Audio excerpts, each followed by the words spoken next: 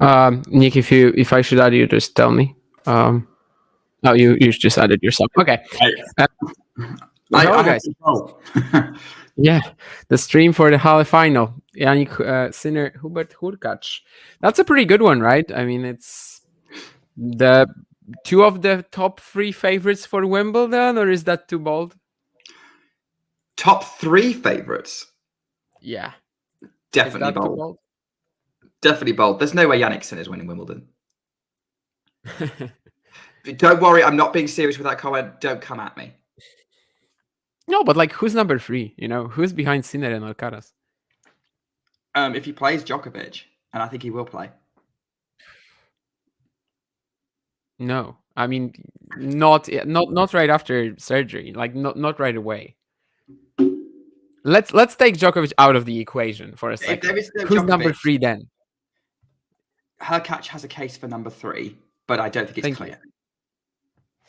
Yeah, I don't think it's clear either, but the other contenders are worse. Like, I mean, not Zverev, not Medvedev, not Rublev, not Tsitsipas, definitely not.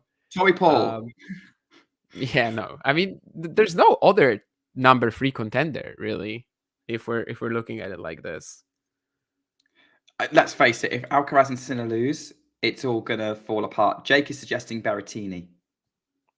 I was thinking about him, but it sounds like a bit of a stretch still. And same with like Raonic and stuff, Draper, right? Like not top 3.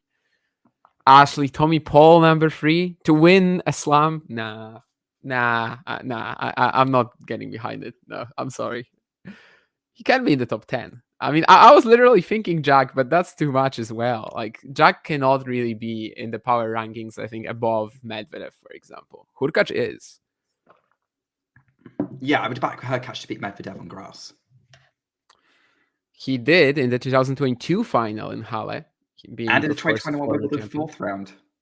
Yes, but it's especially relevant here because that's his only win over world number 1 in the Halle final, 2022. So, well. Yes, and actually, this match is about to get underway. So I want to ask you,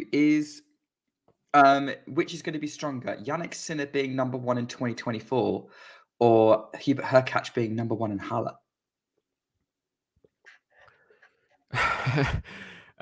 Is Hubert Hurkacz number 1 in Halle, though? Like, you know. Well, he's the best candidate, right? At this point, 2 finals in 3 years. I guess, yeah. Didn't drop a set so far this week, or hasn't rather. Yeah, I mean he's played 4 matches here, 1 tiebreak each. Kind of been as efficient as we hope that he will be at Wimbledon, because we all remember what happened in 2022 when he won Halle and was a top 3 favorite for Wimbledon. Well, he lost in the first round. I don't know. I think it's super close. I mean, it should be a lottery based on how well they serve. They've both lost serve just twice. The entire week. I think certainly, Sinner being as much of a favorite as he is for the bookies is total BS to me. I mean, but Hurkacz was even the underdog against Zverev, so what do I know? I mean, what do the bookies know is more what I would say. Yeah, exactly. But yeah, I guess I should have expected it given how he was priced against Zverev. But I don't know. This just seems like a total coin toss to me. And it would be a really nice way for Hurkacz to, I don't know if secure that number 3 spot ahead of Wimbledon. Okay, we can slow down on that, but sort of show that he's really there. Yeah, I would agree. I think he's he could show himself in the mix. I think even if he makes it close, I think he shows. Yeah.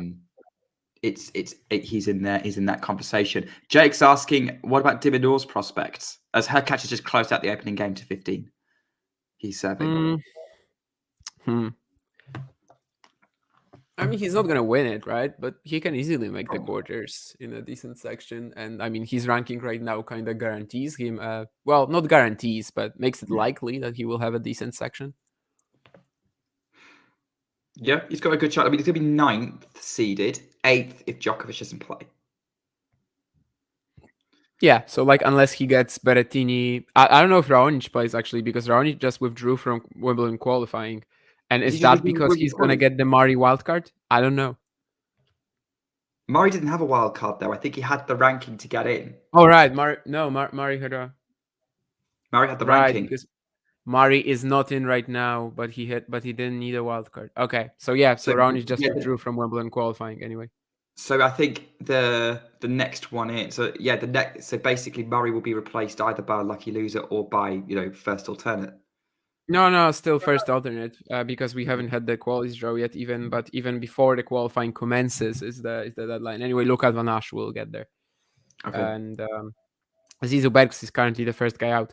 But yeah, I don't know. I mean, it's such a shame that Milos withdrew then because I don't know. Someone suggested this to me and I didn't even have time to like think it through. But of course, yeah, Andy is 130 in the rankings right now, but he was still he still made the cut earlier because of the 2 challengers that he dropped, right? So yeah, because obviously, making the cuts based on the Rome rankings, so we still had the 2 challenges from the previous year, Surbiton and Nottingham. yeah. Okay, so this just means that Raonic won't be in Wimbledon. So that's a shame. That's one dangerous contender out. I know he had to start from the qualies, but he would have been really strong there. And yeah, otherwise, Berrettini is kind of the guy to avoid. Yeah. As your kind of unseeded person to avoid. Yeah, there's a couple of other people who could be a little bit of a pain, but not necessarily contending for serious upset. So I'm thinking like Jan Lennart Struff probably isn't going to beat Alcaraz or Sinner in the opening rounds, but he could upset another seed quite easily. Denis Shapovalov. Yeah, great Wimbledon pedigree. There was this post at the beginning of the season from a Twitter mutual of mine, which actually gets brought up quite a lot now because he kind of just stated who is going to win slams, like sort of, predictions at the beginning of the season, who is going to win slams. And so far, he's 4 out of 4. But for Wimbledon, I think he went Shapovalov. And I don't even remember who is the other player. But Ons, I think. I think I've heard you talking about. I think you might have said Ons. Oh, maybe Ons, yeah. And then I think it's Osaka for the US and Rune. And I think he also mentioned the Olympics, but I don't remember what it was. But it's amazing because people treat it so seriously. Like there's people outraged in the comments. When someone posted it after Roland Garros, and I'm like, lol. And that's literally my reaction. And people are outraged and are saying, "How can you pick Shapovalov to win Wimbledon? How can you pick Rune to win US Open?" I mean, obviously, it's random predictions. He's picking who he wants to win more than what he actually thinks will happen. But it will be so hilarious if Shapovalov wins Wimbledon now. I would love to see it. I mean, although having said that, we are with that US Open prediction. I think we're now an interesting point where suddenly at the beginning of the year, you would have sounded crazy to suggest that Naomi Osaka was going to win the US Open, and maybe optimistic but plausible that Holger Rune was going to win it. Now it's completely flipped on its head going into Wimbledon, where it's like, it's optimistic but plausible that Osaka wins the US Open. It's highly unlikely that you'd be crazy to seriously think Holger Rune is going to do it. Yeah, I mean, at the beginning of the season, I actually said Holger Rune was going to win the US Open, which, now doesn't look that good. But Osaka, I totally agree. Yeah, she's one of the favorites. And Sinner hitting the backhand pass on the slide. That's kind of one of the shots that maybe you don't expect him to hit that often on grass, and maybe one of the possible avenues Hurkacz can explore here. But, well, it's Jannik Sinner, so he's going to land it a lot of the times as well. I'd say Jannik Sinner so far this week has been making a very decent case for potentially being joining Roger Federer as being the only one who could kind of use Halle as an effective warm-up for Wimbledon. Bublik last year. Yeah, fair. But Bublik is a law unto himself. Break point for Sinner, by the way. Yeah, we're not going to have many of them, so let's get ready for this one. Yeah, he's got to make the most of these opportunities, right? So both of them, really. I mean, Hurkacz has been winning 20% of his first serve return points this week, despite not losing a set. So, well, he's that first serve's come through for him as Sinner puts the return into the net, so we're back to deuce.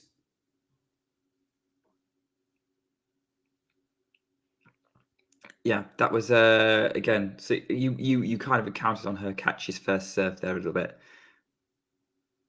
But Sinner's doing a good job of getting a racket on it and trying to get a play, but that I running was back. talking about the return points of Hurkacz, Yeah, I know you talk about the return, but like he's not returning right now, so I can't comment on it. I know. I like that advantage point. It kind of shows why Hurkacz is that good on grass as well. Like not only the serve, but just the fact that his shots. Well, I mean, they're not exactly of the most quality usually, but they barely bounce on the surface. He can get to the net so much easier. Especially Halle, I guess, is better for that, right? I mean, that vintage old school grass. Maybe it's even better for him than Wimbledon. Yeah, I can imagine it would be. I think he quite likes the low bounce on Halle and in general. I think it works for his game really, really well. Whereas, and so Halle's obviously super low compared to most courts. Yeah, that forehand inside in he has as well. That's always going to be better when the ball is low. But obviously, I mean, he's done well at Wimbledon. It's just the 2022 edition that kind of sticks in your mind as okay, that was a big fail, given that he won Halle, given where he was, and sort of where the other contenders were, because that was, of course, the year when Matteo Berrettini was not playing after winning Queens and Stuttgart. That was the year when Marin Cilic was not playing. All of these guys were just considered, top 5 favorites, really. And Hurkacz did not manage to capitalize on that, did not manage that at all. No. But following season, probably just maybe not clutching some key moments against Djokovic. Otherwise, that match they played could have gone a lot tougher. Oh, yeah. For Novak.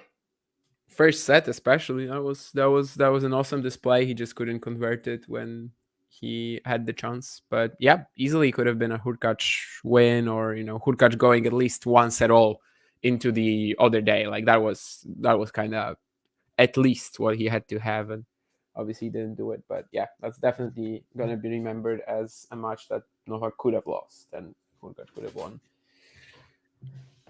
And of course, 2021, he made the semis. Yeah, lost to Berrettini in that one. That was when Berrettini on grass was maybe a bit more of a sure bet than he is now. But Sinner, also the last 2 years, very nice at Wimbledon, losing to Djokovic both times. He actually only has one top 10 win on grass over Alcaraz, but of course he hasn't really played many top 10 players on grass. No, I remember with Sinner, it was like going into 20. I think it was 2022 in particular. His career. He'd really struggled to win matches on grass. He crashed out of Queens. Yeah, I think he only had qualifying wins, right, in Eastbourne and Eastbourne, and there was just like otherwise he had 0 for 3, 0 for 4, something like that. Yeah, right? main tour, and then suddenly Wimbledon, something clicked in his head, and he beat Alcaraz and took 2 sets off Djokovic. Yeah, at the time was definitely not ready to take that Djokovic win. I mean, it was that famous match where Novak pretty much breaks at the start of every set from sets 3 and 5. But certainly, yeah, that was a sign of things to come. Yeah, and then now we're like, we can't see Sinner as anything other than a force on grass. There's always going to be a better chance that he goes out early, and that kind of goes for everyone, right? I mean, it's just the specifics of the surface. When Sinner and Alcaraz played 85% of their tennis at Roland Garros, they still couldn't lose to anyone. Like they just had that much of a lead against the field. That's not happening on grass with just, so much more lottery match, like so much more of this surface just being lottery stuff, tie breaks and stuff and everything. But yeah, I do think that there is space for a guy like you mentioned, Jan-Lennart Struff. I mean, last year it was Quentin Wallis who played a very good match against Sinner in the third round. I mean, Jannik is just a tiny bit less sharp on the day and he might lose there. But yeah, if he gets to like a semi-final, he's going to be absolutely deadly for sure. He's not deadly here, though. Yeah. Some rallies that Hurkacz won, actually, of the ground, which is a little surprising maybe, but there was that flat backhand that made Sinner a bit uncomfortable, and you're going to see a We've headed to the net. Joko smash. Joko smash. 30-40. Exactly. So that's a breakpoint for Sinner now. Not many breakpoints, we said, but actually we have them. Second Well, game we've in a had row. one. Right, we've had one for Hurkacz. Mind you, Sinner's I feel like Sinner's had to save a lot of breakpoints this week. He has been under a little bit of pressure. Not really. When I checked the stats last night, because I actually had to with some work, I think he saved like 7 out of 9, and Hurkacz is on 6 out of 8. Like that, Okay. they haven't really had much. Sinner has had long matches, but he also is winning his games very easily. Where he's having to work for that one. That was a lovely inside-out forehand that Hurkacz can't really get a backhand on. It was about the frame that he put it on. Wonderful shot from Sinner, almost painting the line, and we're back to deuce. Breakpoint saved. It was a Sinner special right there. Super fluid motion. And the Italian fans in the crowd absolutely loving it. Obviously, Berlin probably not too hard for them to travel to. As Mario, not Berlin, Halle. Wrong German city. I've been commentating on the other one mostly. So this German tournament is Halle, and Jannik Sinner has advantage with an ace. Yeah, I think John was in Halle for a few days, but then he went to Berlin as well. Yeah, that's right. Obviously, we've got Kira and Gokul doing the Berlin final on the other stream. Unreturnable serve. Sinner closed the game out 2-2. That should be close to wrapping up, though, right? Or I mean, I They've saw the just first set was. Yeah. They've gone into a third. Pagula's got the second set, 6-4. They've gone into the third. Okay. Then they're not really close, but hopefully you guys are tuning into both streams in some way. I don't know. Yeah, it's a situation, and actually, we don't have a result from Birmingham yet either, but we're not so bothered about that one. By the way, is Halle in the same tryout as Queens? I think it is, right? Where you get the shot clock started as soon as the point ends. I haven't heard anything about it, but do you mean you haven't heard anything about Halle or anything about it at all? Anything about it at all? No, I mean, Alcaraz was complaining about it because he said that he cannot get to the towel, really. Like, he cannot ask for the balls. That was what he was on about.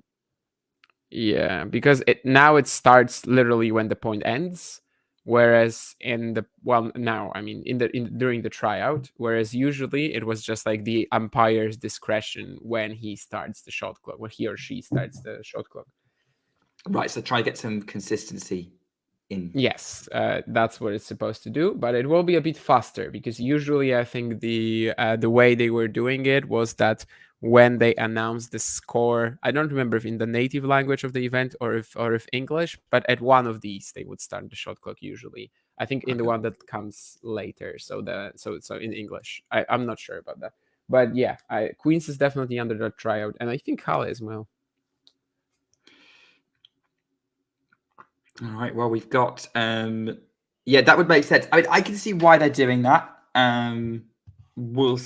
Obviously, there are players who want to kind of slow the play down, but I quite like things when they're sort of moving a bit more fluidly, depending on the moment. When it's like match point, no, take all the time you want. But if it's 15-love, it's both events. It's both events. Yeah. Yeah. Yeah, 15-love at 2-1. I mean, that's a whole different thing, really.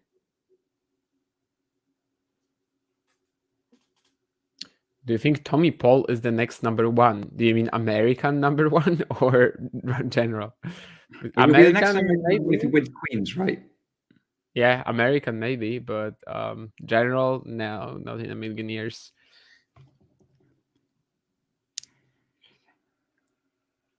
Yeah, I think actually I agree that the Carlos comments were a little. I mean, everyone else is somehow doing it.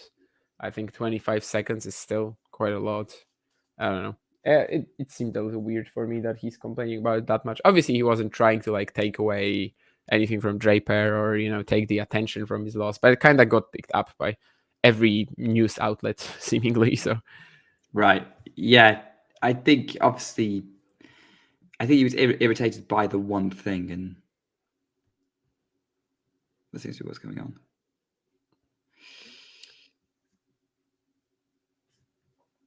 Halle is actually a tournament I visited in 2019, although I was not yet as a media member, if you may. It was just like as a spectator.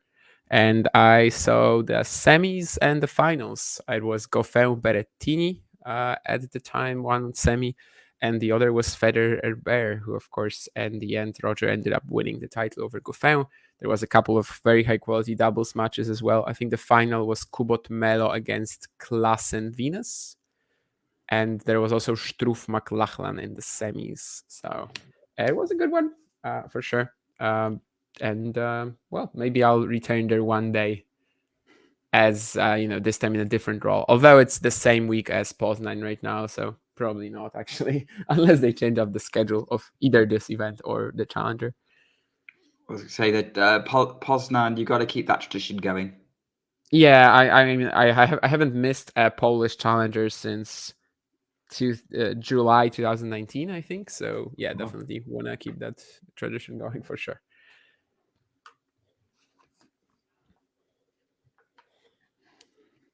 Sorry, I just needed to fix something. Sinner's having a slightly easier service game. Is up to 40 love. Got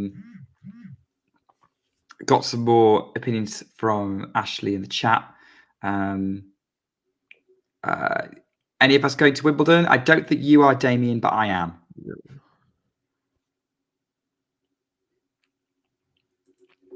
Top 5 player, Doug Draper. That's kind of bold. I mean, top 10, I think, is what a lot of us said years back. Top 5 is kind of bold, but why not? Would like to see it. Yeah. Obviously, we don't want to get too high on recent results, but he's certainly shown top 10 potential. Top 5, he needs a little. I need to be satisfied that this is going to be a little bit more. It's going to be producing a little bit more consistently. Yeah, it's very hard to get to top 5, and I think the person that, well, usually, of course, rankings are relative. Like in a couple of years, maybe 3.5k points could be enough for the top 5 somehow if there are 4 dominators on the tour. But I think Hubert Hurkacz will actually tell you that it's very tough to get to the top 5 because he has already secured number 7 this week, a career high. If he wins the title, he's going to be 15 points behind Rublev for number 6. But the problem is that number 5 is like 6,200 and Hurkacz can be on 4,400. So essentially, I think without winning Wimbledon, Hurkacz probably won't get top 5, not in the next couple of seasons at least. But number 6 will be open for him in the next few weeks. Speaking of potentially Hurkacz winning Wimbledon, Sean has a question for you. If Hurkacz won Wimbledon, would his popularity be close to Iga's in Poland? And I think, being Polish, you will actually be able to answer the question, whereas I cannot. Tough to say. I don't think the boom that is on Iga right now and that's been lasting is kind of like replicable for anyone really, but it would certainly bring his hype closer. Like I've heard from some people in the Polish media that like the difference between the interest in Hurkacz and Świątek is just incredible. Like you post anything that has Iga in the title and it gets 1 billion clicks, whereas for Hurkacz it's much tougher to get people interested. So at least he would get closer to her status, but I think a status like Iga has, you kind of have to work on it for years. But it would certainly be massive if he won, and yeah, it would improve his status. I don't think it would get him to Iga like mania that we have in Poland, really. I'm getting the sense that there is a certain mania in Poland right now, and you're right. Like, there's certainly what I've experienced, a lot of I over the last few years of being on Twitter.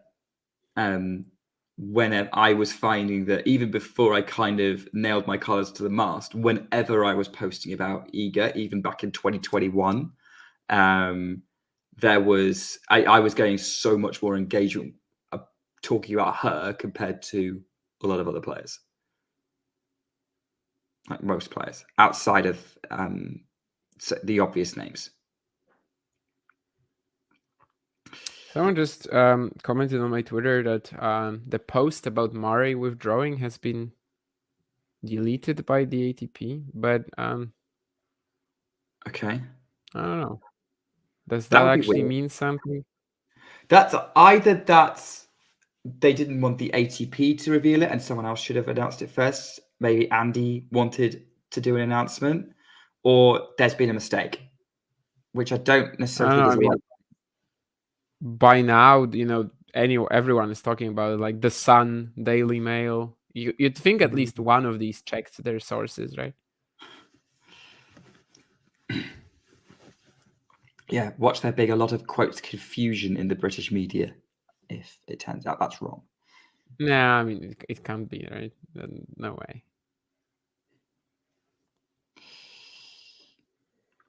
I mean, I know they were talking quite a bit on the other stream for Berlin. I briefly checked in with it, and that was a lot of the conversation because obviously the news broke during the stream. Yeah. I guess the question there is Murray going to maybe put retiring now on hold and try for Wimbledon in 2025, or is he just going to say, no, that's it. I said I'm going to be done. I'm done. Yeah, I mean, it would be super weird if he never played Wimbledon again, even if it's like doubles with Jamie next year or something like that. Which I think is probably the most realistic thing. Like just play a couple of singles events this year, whatever the body allows him for, and then play doubles maybe at Wimbledon next year. Of course, get center court for all his matches, but I don't know. Obviously, it's also a new situation for him if the news is indeed true. So I'm pretty sure at this point in time he doesn't know himself. But it's clear that the body is kind of saying no. With every month, I think we can kind of see it now that the body is pretty much saying no, Andy, you cannot do it. You can't do this anymore. No, and hopefully he does listen to it because otherwise it's going to make his life more difficult if he doesn't.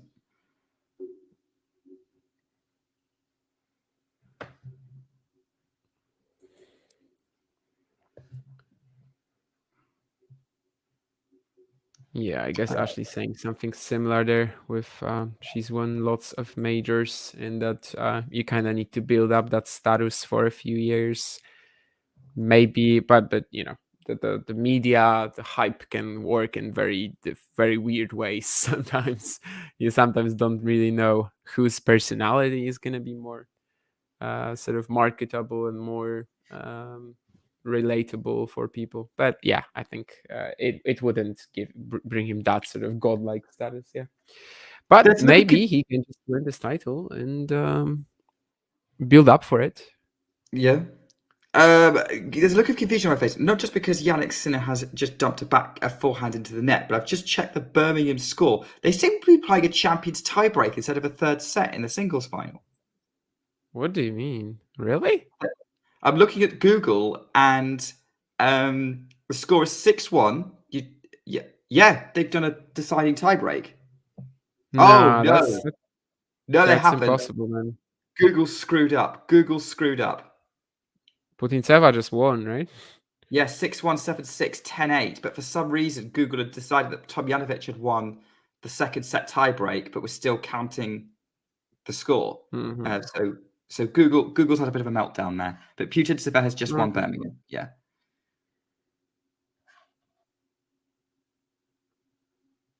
And Tomjanovic's wait for a first WTA title continues. All right, because she still doesn't have one. Oh, that's insane, right? Like Shelby Rogers, like it's just incredible. They don't have one. Callum Skyer also, I don't think, has one either. Huh. But she might be about to because she now break up on the she third might list change anyway. that, yeah. Yeah. Of course, she was very close in Dubai as well. Yeah, she kind of. I don't like using the word choked, but she definitely dropped her level with the finish line. She did. I am pretty cautious with choke as well, but she did. But yeah, I think it was her first WTA final, so yeah, it would make sense. Before this year, I don't think she had one. So I mean, she won at 125K, but doesn't count for tour level. Sinner closes out that game, by the way, for 4-all. He again, he got to 30-all on serve, so a little bit tricky there. We're not necessarily focusing on the match because there's not necessarily a lot of rallies to talk about, but also there's plenty of tennis topics. That's grass tennis, right? I actually do love grass tennis, though. I do enjoy it. And I not do just as well. I do as well, but it's not just because it's nostalgic, because there's a certain level where it's true, but I do like seeing players being able to use their weapons a little bit more. yeah, I generally think that that's how tennis is supposed to be played, not on grass, but just like when you have a shot, you think how to end the point rather than how to extend it. That's kind of the mentality that I try to play with as well. But sometimes I have to admit that sometimes there's just not that much tactical depth to these matches. And then there's also not that much to talk about. Back in the day, just like a couple of years ago, I remember doing this stream, not on talking tennis, for a challenger match in Ismaning on carpet between Oscar Otte and Maxim Cressy. And yeah, I just remember sitting there with a friend of mine, and we were just talking about all sorts of things because there was just no tactics whatsoever involved in that match. Sorry, I had to react to that drop shot from No. Sinner. It's up perfectly for the cross-court forehand mid-court into space. And yeah, that was wonderfully constructed by Sinner. Great tactics on display there. Looked like it might not even cross the net, but it did. And yeah, Hurkacz barely caught it. All right, Sinner potentially 2 points away from breaking to serve. And Hurkacz has gone wide with the first. I think David's already seen this, but some tight. This is like a key moment here. 4-all, 30-all. Hurkacz serving on a second serve. So it's got the backhand. Oh, the second serve of Hurkacz cooked up, and Sinner did not get any purchase on that backhand and puts it in the net. Kick serves, best on grass, apparently. I know they've been so effective. Like I've been watching Queens, Halle, Berlin, a little bit of Birmingham, and yeah, we get a kick serve working on grass. It's catches a lot of people out. You're giving fuel to the guys who say grass is not the same as it was in the 90s, which they're kind of right. Although in Halle it might be the same as in the 90s, actually. Yeah, I don't think it being the same, not being the same as in the 90s, is a bad thing. Yeah, in the long run, I do think it's raised the I don't know, just entertainment value of Wimbledon. Yes, I mean, look, in recent years, when we had the big four at Wimbledon, whenever they clashed, their matches were always so good on grass. Like there was a lot to analyze there, and actually, a lot of the best matches from the last few years, like very very best matches, have been at Wimbledon. Ooh. The final, yeah, last year. Yeah. Usually when it's like a big, the big name clashes. Djokovic, Alcaraz, before COVID, Djokovic, Federer, Djokovic, Nadal. I don't know if you have Ghosty in the chat, but he definitely say that clay decreases the quality of tennis, which I mean, it is an argument of sorts. It's a different kind of tennis. I do appreciate the much more like clay does test your fitness. It does test your ability to work the court. But I do find it frustrating that there aren't as many finishing shots to watch as a spectator. But I would say as a amateur, as someone who just wants to play tennis, like who's never going to go pro, but you want to play, clay court tennis might be the one that you actually watch. Nah, I mean, kind of learn something. I'd much rather watch clay court tennis than play it. Yeah, let's just say that. I mean, what are you talking about? You are a clay court champion against John.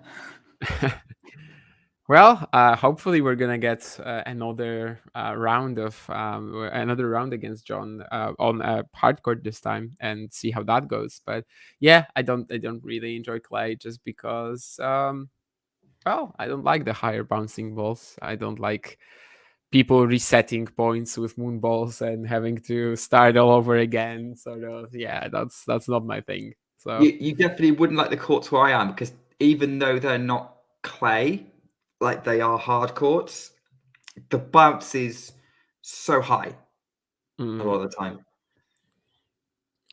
yeah, I'm hoping for a rematch with John on a quicker court, even if it's closer. I think. Well, I mean, I still enjoy playing tennis on clay, but I certainly get a lot more frustrated playing tennis on clay.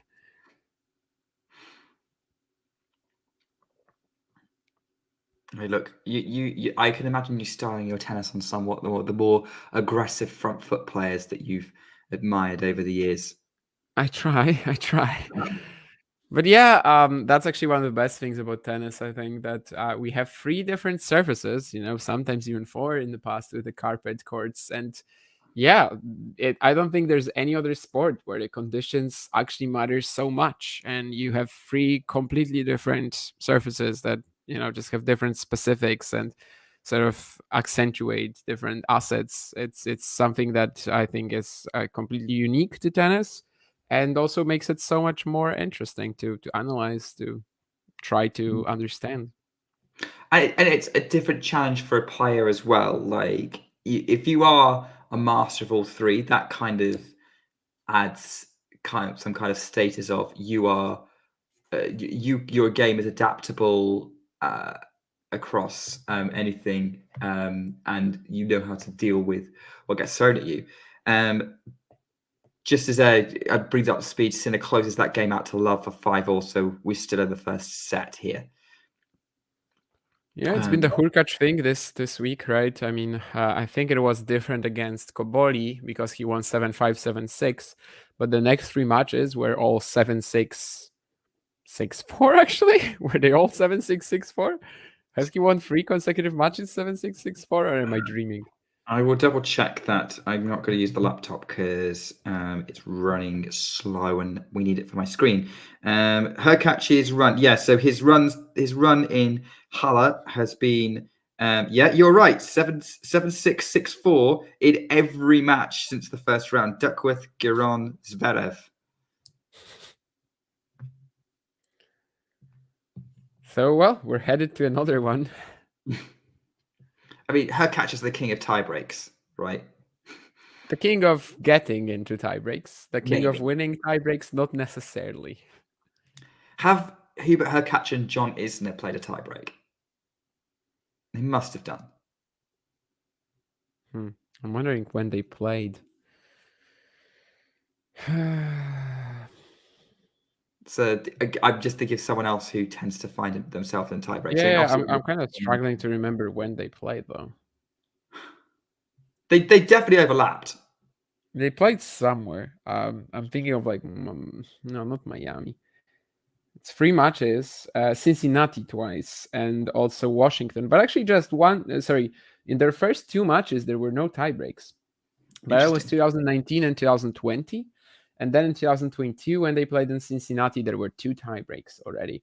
I remember like this bluish American hardcore. That was all I remembered from that. Oh, fantastic cat and mouse point right there. Jannik Sinner's just won as they were drop shotting each other to death there. Eventually, it was a case of who could get the ball over the net, and it ended up not being Hubert Hurkacz.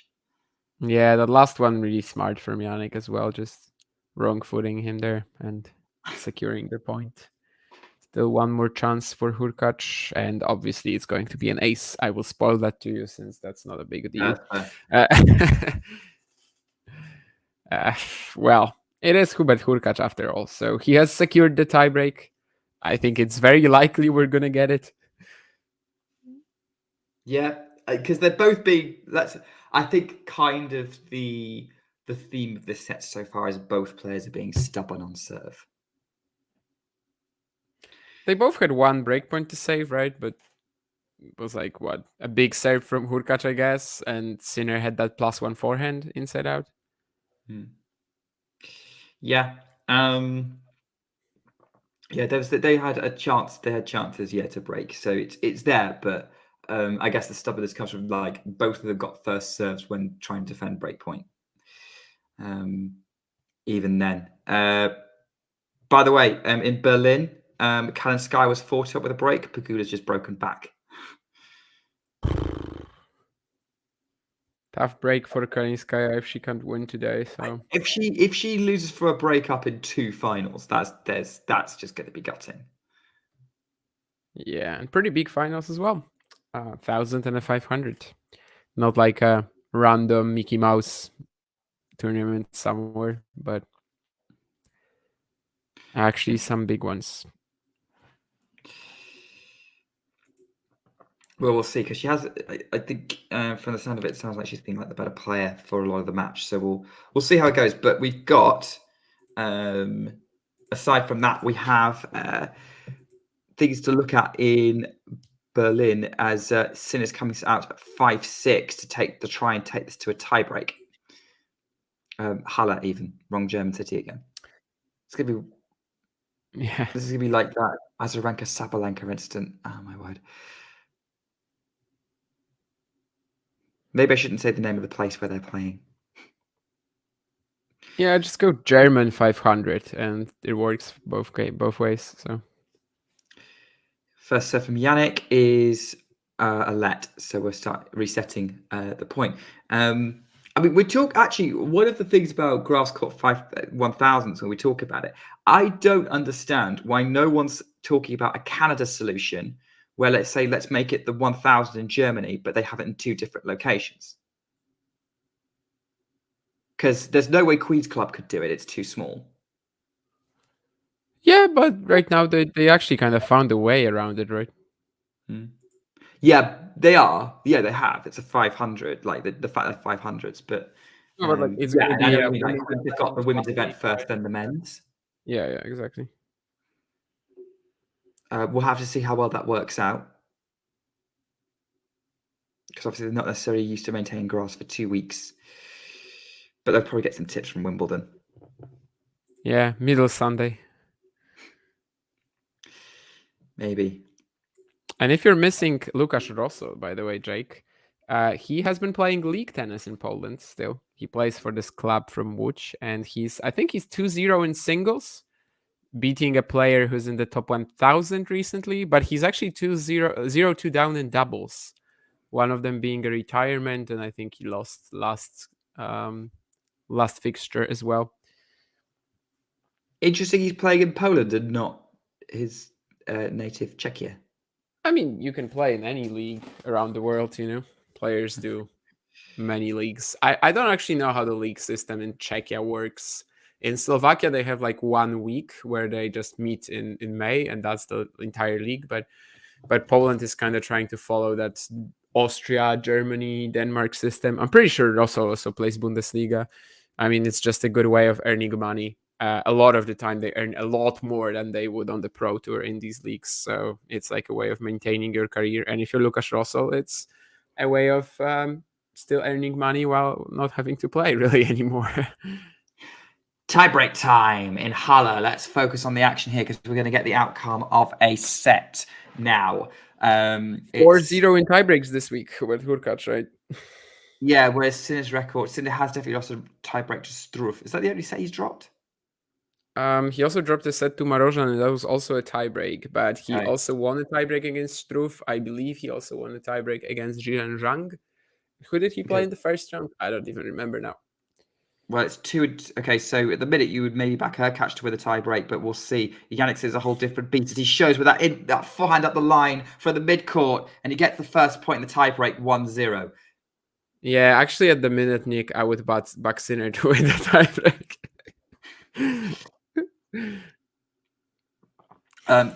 It's Hikspor that Sinner beat in the first round, by the way. Jake's telling us. Oh, right, yeah. Was there a tiebreak? I don't even remember. I think there was. First set was a tiebreak, I think. Yeah. Sinner serves up the tee. Great serve. Hurkacz's response is well over the baseline. Huge serve from Jannik Sinner, 2-0. I do remember, because Alcaraz was playing... The day Alcaraz was playing Draper, that was also the same day, I think, that Sinner was playing Struff. And in my head, I was like, how are we going to... Oh, it was Marozsan. Yes. Yeah. Yes, and he dropped a set. And I was thinking, it was one of the matches he dropped sets in. And in my head, I was thinking, great, how are we going to talk about the fact that Alcaraz and Sinner lose on the same day? But then that isn't what happened. Sinner dragged a forehand wide. We're back on serve in the tiebreak. Yeah, I mean, Fabio wasn't really close to Sinner. He just stole a tiebreak, but otherwise... I didn't watch the match, so that's useful information. I was only watching Alcaraz Draper. Partly because I had work, so I couldn't actually pay that much attention. Oof. Yeah, inside out forehand from Hurkacz, backhand cross court. Sinner backhand up the line from Hurkacz. Sinner's going to reach it, scramble in court. The Hurkacz inside out forehand. Oh no! Yeah, Missed it. Went for a bit too much with it. On the angle, 3-1. really Sinner. open court there.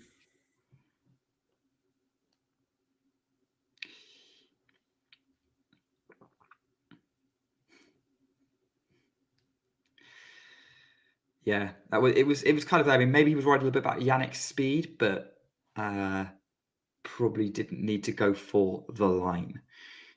First serve from Hurkacz is unreturned, 3-2. The Hurkacz's coach getting quite impatient there. He's pretty, I don't know, angry there. No. Yeah, it's interesting. He's not. Oh yeah, maybe getting a little agitated, but he's usually fairly calm. Is Hurkacz's coach? He knows what's at stake. The number 3 starters at Wimbledon. In Damien Kust's eyes, it's all. Yes. If you're going to impress anyone, a tennis player needs to impress Damien Kust. Actually, in 2022, when Hurkacz won, I think they had this bet that Boynton would shave his beard if he won the title, and I think maybe that's something similar now. I don't know. Maybe if Hurkacz doesn't win the title, he has to shave, and that's why he's getting so agitated. It's a dangerous bet with Jannik Sinner in the draw. We're into a long rally here. Sinner hooks a forehand cross court. Now goes for the backhand cross court. Hurkacz side is going to come in behind that, but the Hurkacz doesn't need to because the Hurkacz slices into the net, and Sinner raises his hand because he knows that he is still the man who's 4-2 up as the change ends.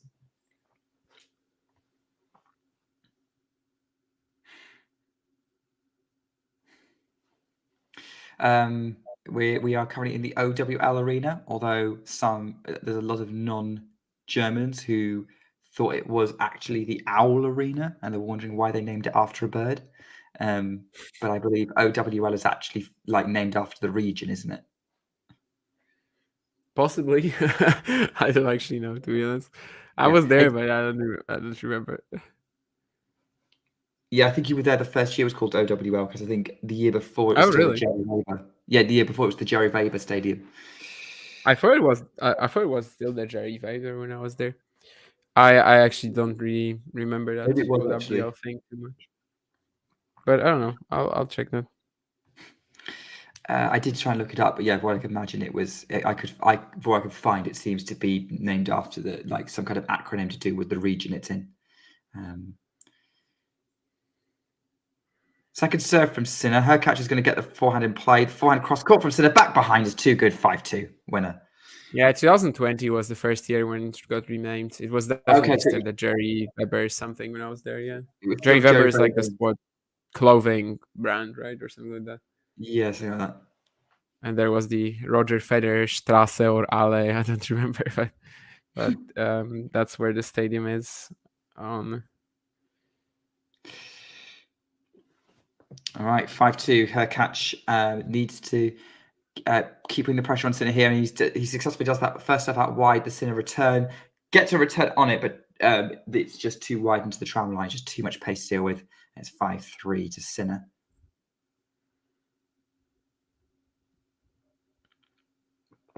He'll be straight into the next serve.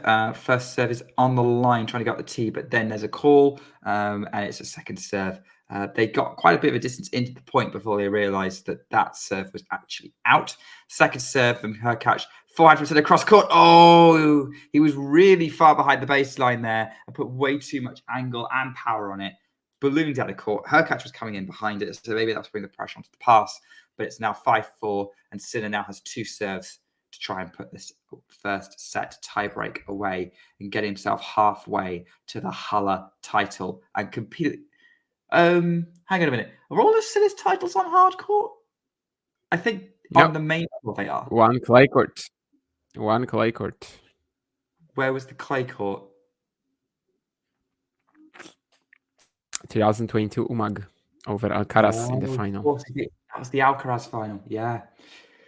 He can be the 17th active player to win a title on all three surfaces. The 16th was Hurkacz, and also Musetti can join that list in Queens. And Sinner just makes an unforced error in this baseline rally. So forehand over the baseline. Scrambling from Hurkacz managed to get him something. And Hurkacz's we'll coach have a set point now. Set point for Sinner? Either way, I mean, we'll have a set point either Sorry. way. I thought you'd already seen it happen. Sorry, my mistake. 5-5. Sinner serves. Out wide. Yeah, it is for Sinner. The unreturned from Hurkacz. It was well over the baseline and in the tram line. So 6-5 Sinner. If there's one player who I would bank on to like win 2 consecutive points on serve, it's probably Hurkacz. But if there's one player who I kind of bank on to get one return in play right now, it's probably Sinner as well. So it's like, immovable force and la la la. Yeah, he does seem to be able to get a racket on the return and get a purchase. Oh, but he can't get a purchase on that because that serve was way too big from Hubert Hurkacz. It's an ace and it's 6 points all. And Nerlan arrived just as the drama begins. Maybe he brings the drama. Yo. Berlin update. Kalinskaya manages to avoid getting broken, serving at 4-all. So now Pegula is serving at 4-5 in the decider. But you can find out all about what's happening in Berlin on the other stream with Kira and Gokak.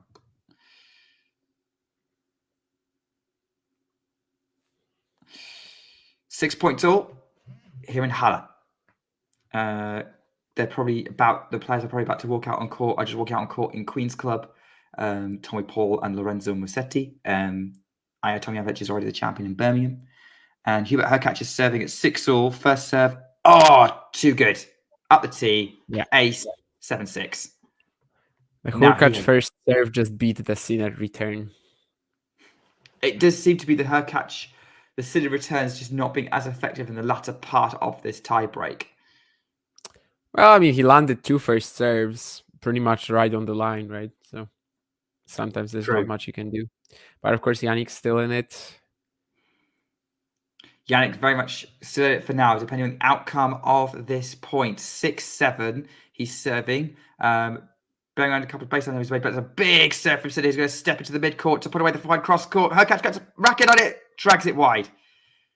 I almost thought he was going to make it. That looked pretty dangerous. If he got it. That would have been like the best pass I've ever seen from Hurkacz, yeah. But it almost looked like it might go in. It's 7 points all in this tiebreak. Lots to keep an eye on all around here as we get Sinner trying to set up another set point. First serve out wide. He's going to get the Hurkacz return long. They're kind of refusing to miss a first serve right now. And, well.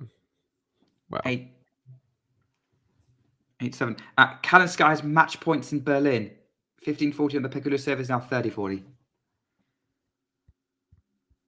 Set point number 2 for Jannik Sinner. Why does all this stuff have to happen at the same time? But here we go. Can he get any purchase on this Hurkacz serve? Hurkacz has been serving well. First serve from Hurkacz out wide. Too good. 8-all. And this first serve has been finding the line as Pegula saves match point in Berlin.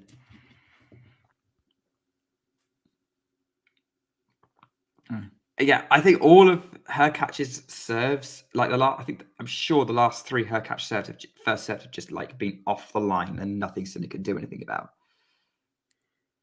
What about here? First serve from Hurkacz is good, but Sinner gets a return in play. Cross court forward from Sinner puts Hurkacz under pressure with his forehand. Sinner's going to run in for the backhand up the line. The back behind worked. He hits it into space, and Sinner now has a set point on his serve for 9-8.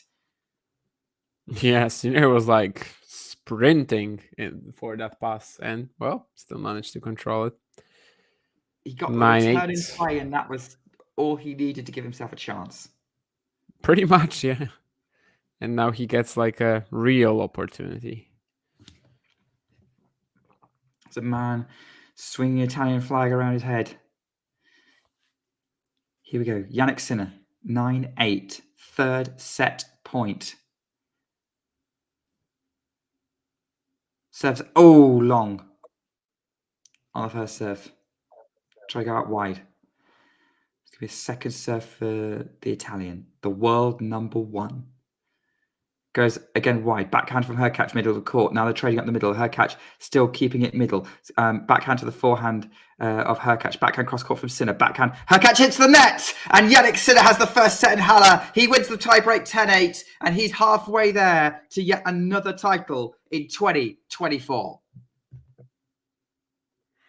Yeah, and I think he slammed the grass there a little bit, Hurkacz, but well, it was the winner rally challenge for him. And we can see it in the stats as well after the set. I mean, Sinner winning 26 baseline points, Hurkacz just 10. Of course, more unreturned serves, over half of them going unreturned for Hurkacz, but it's a pretty damning result in the baseline points 1 section, I'd say. That's got to be something that you would say Hubert Hurkacz. That's pretty standard for Hurkacz, isn't it? Like, that's a stat that I'm not surprised with a Hurkacz match.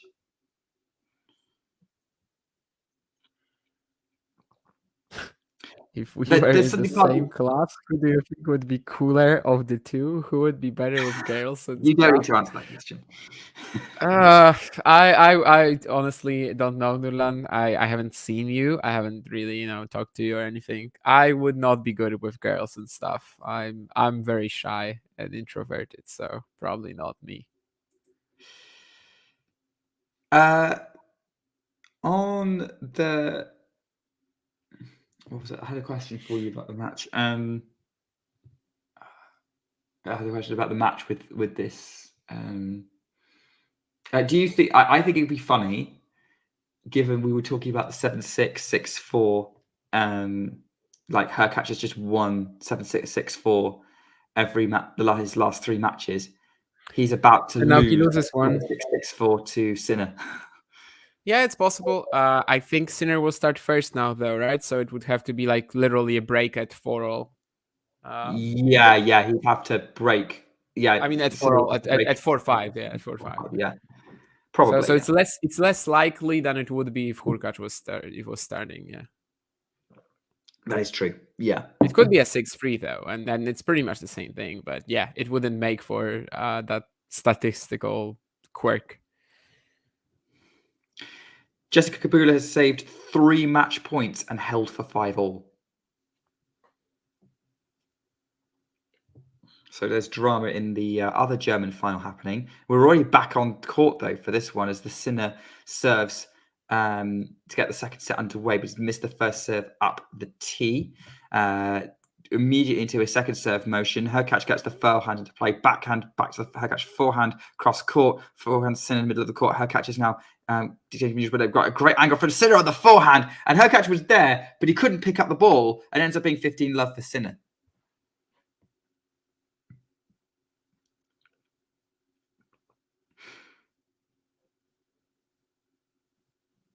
That was a I don't know whether that ball just skidded a bit and Hurkacz couldn't pick it up, but that was an odd moment. I thought Hurkacz might get a play on it. From the aerial angle anyway. Second point of the match, 15-love of the second set. Sinner serving at 15-love, second point, second set. And it's the second serve as a backhand in play from Hurkacz. Backhand from Sinner to the Hurkacz backhand. Trading cross court right now. Still trading cross court with great angles. Hurkacz's backhand tried to go up the line there. Change of direction. It ends up in the net, and it's 30-love.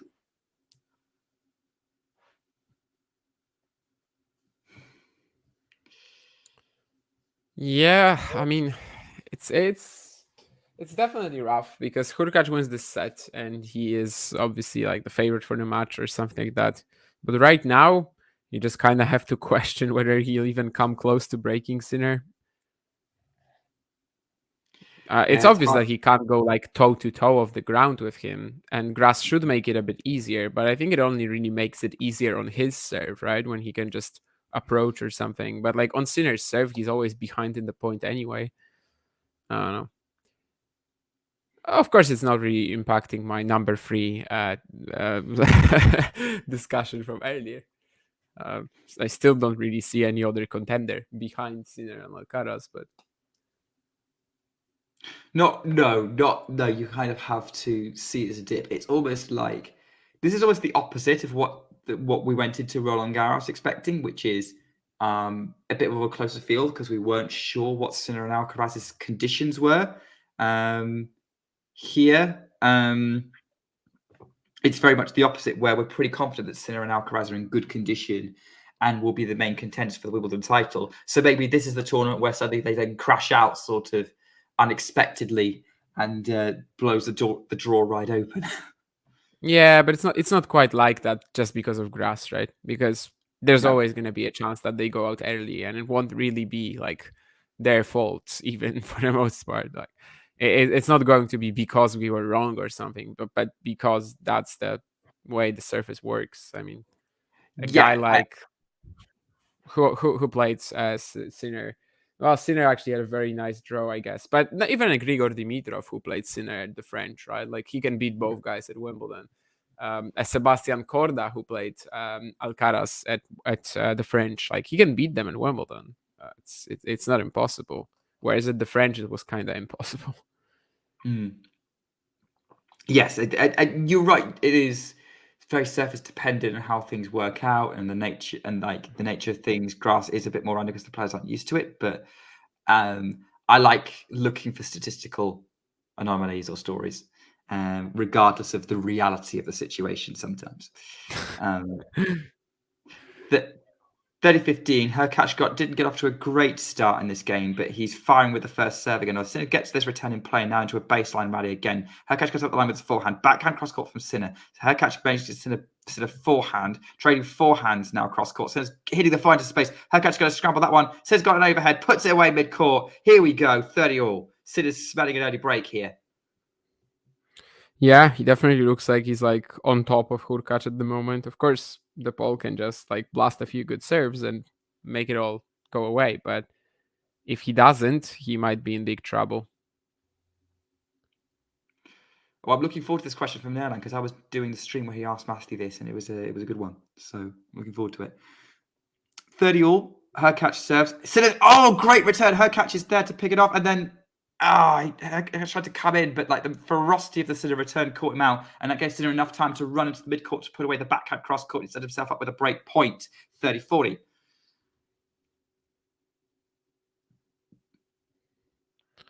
Yeah, I mean, obviously you get approaching there, but just the serve, I guess, wasn't good enough. Sinner is like flying right now as well. Just the Does seem like intensity it. with which he's moving, right? Yeah, there's a lot of intensity coming. Oh, the return from Sinner just clips the top of the net and goes short. Forehand from Sinner trying to pass Hurkacz. He's going to get to the backhand, shoot it towards Hurkacz. He's just going to tap the ball back into court because Sinner is just almost out of the stadium. He was that far away, and it's back to deuce. I did almost think Sinner's athleticism would maybe get him to hit an incredible passing winner at some point, but he lost his footing a bit and skidded, and the racket contact just ended up meant he batted it straight back at Hurkacz, and then the rest of the point was Sinner trying to avoid running into a wall. Sinner is getting these returns back in play, though. He goes cross-court with the forehand. Hurkacz goes up the line. Backhand Sinner to the Hurkacz backhand. He goes up the line. I think Hurkacz has just missed. Yes, he has just missed trying to put his backhand up the line. It's another breakpoint chance for Jannik Sinner. Advantages to Sinner, as we could see. Nolan's question is now in the chat. So Damien, consider your answer. Probably doesn't need much consideration because he knows it off the top of the head as it's a ace from Hurkacz to save that break point. Okay. What makes from apart from movement, what makes grass and super fast hard courts. I mean, the bounce is different. Grass is a natural surface. Is a natural surface. It's gonna bring you a lot more bad bounces, whereas like just general, like it's not gonna bounce the same way every single time. On the hard courts, it should be at least a perfect bounce, right? Like a true bounce you can expect. Movement wise, obviously, it's a big deal. But I do think that you can actually get ready for playing a grass court event by playing on a quicker hard court. They're not that different in that sense, but certainly if you're just kind of casually running into a grass court event despite never playing it, but you are good on in quicker conditions in general, you're gonna have some assets, but you're not gonna be just able to like translate that right Oh, away. sorry, Damien, about that, but that was Sinner No, running I for a know. forehand, cross court. Hurkacz does the splits trying to pick it up, doesn't make it. He's completely off balance and puts it in the net. We're back to deuce. That was an incredible get from Sinner, and that could have been very, very painful for Hubert Hurkacz. Besides, like quicker hardcourt can still have a higher bounce than grass, and the movement, like if you're saying apart from movement, but that's actually a huge deal, right? I mean, that's kind of the biggest deal of them all, probably. Is this what maybe makes the Australians so good on grass usually? Because they're used to quicker hard courts. That's what they grow up on. They have a lot of grass as well. Like in Australia, there's a lot of grass courts too. So I think it's mostly the experience on grass actually, rather than that. But yeah, you can make that case, I think. There's obviously a lot of like Swiss players doing well on grass too. They have plenty of carpet events. It used to be, well, at least carpet venues, because events maybe not so much anymore. The 25K in Trimbach is probably the biggest one. But there used to be a case as well for Germans, in the 90s, where people said that they do so well at Wimbledon because they have so much carpet preparation in at home. And I think it makes sense, like especially carpet with how it bounces, how low it is, and sort of how slick it is as well. I think especially carpet you can actually be an excellent prep for Wimbledon. So, well, carpet of course not really part of the tour anymore, at least not not even challengers this year.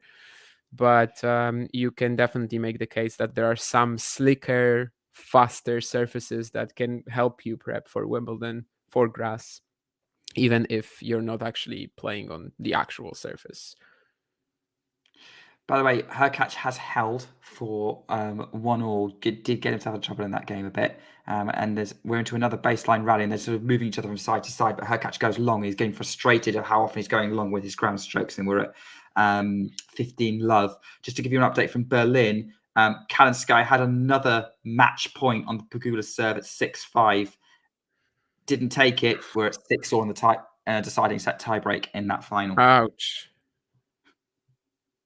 I haven't seen any footage of it. I don't know whether Pegula's just been amazing on these match points or Kalinskaya has been too timid, but I guess we'll find out later. But so far, yeah, Kalinskaya's had 4 match points. They're trading backhand. Sinner puts his backhand into the net, 15-all.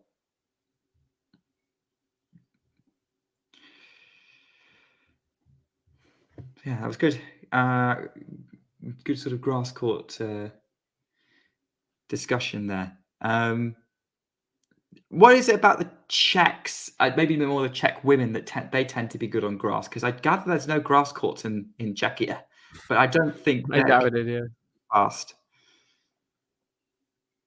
I mean, it's playstyle, right? I mean, they all kind of just prefer this. I think it's kind of like the Czech school of tennis, I suppose, is to go pretty big, and that makes sense. It's probably also related to like how their courts play and what sort of courts they grow up on, right? I mean, a lot of them would grow up in indoor venues, especially in the winter. And there's also like even the clay courts there. Some of them, like the National Tennis Center in Prostejov, is super fast. So maybe it's just that they kind of get taught to play that way. And it's for the men's as well, right? I mean, every single Yeah, Czech men's player is well, not every single. You've got like Dalibor Stina, but all the other guys really they are also pretty they, aggressive. they, Menchik they is do. definitely trying to find his footing on grass, but like Lehečka is really good, obviously. and Berdig and Rossol and Vesely, and all these guys. Oh, Hurkacz is down again, but he's picked that up. Sinner's going to put the ball back behind him with the forehand at the net. But once again, Hurkacz is down, trying to pick up from the mid-court. Sinner's ball. It's 40-15. Sean, I didn't know there was an Astarte documentary.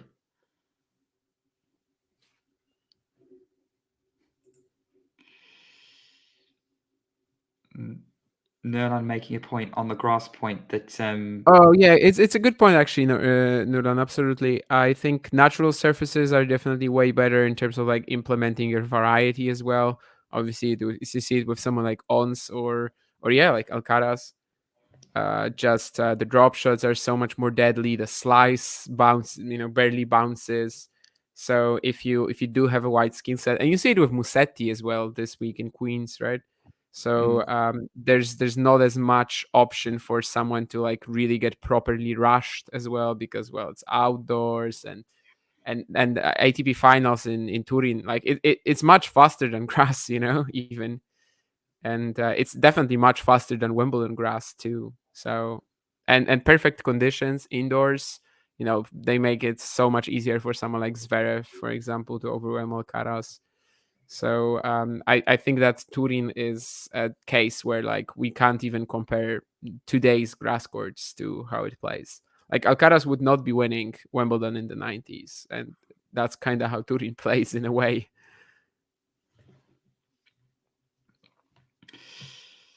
There we go. Yes, it is very different skill set, because obviously, yeah, the bounce and everything is just a little bit different, even on an indoor hard court surface. So good, again, good points on that. Sinner came through that game pretty comfortably in the end. So changing end at 2-1. That's a few times already then that Hurkacz has been on the grass, but well, he's used to it, hitting a lot of dives in the past years. Jake, I assume you're reacting to a result at point at Queens. I do not have any of those on my screen, so cannot comment. I'm just looking at it. We have match points for Jessica Pegula in. Oh my god! 6-3 up in the tiebreak. Kalinskaya had 2-1 mini break to start the tiebreak. It's now 6-3, and Pegula's got a serve. Yeah, sorry, Jake. You're gonna have to. I don't know who's hit the absolute screamer in Queens, but neither of us have seen it.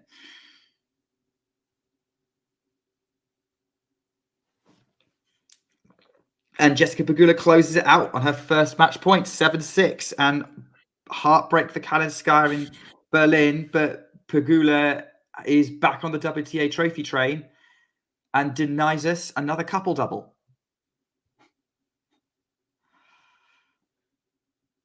All right, yeah, I forgot about that. I'm still not used to the notion that Sinner and Kalinskaya are together. I mean, they're very sensibly keeping it fairly low profile. They are, for sure, yeah. If not for some ridiculous detective work, maybe we wouldn't know until today. But of course, there was also someone spotting them at a restaurant or something. Not that I'm even, particularly interested, to be honest. But well, it's something that definitely I saw on Twitter a few times now. Hurkacz dragged a forehand wide, and it's love 15. Sean is asking, could a player come on? Oh, it's love 30. Sorry, actually, we might need to pay attention here if Hurkacz is going to break, but get broken. Jake is letting us know how things are in Queens. He's saying that Paul's trying to get forward, but Musetti's loving passing shots.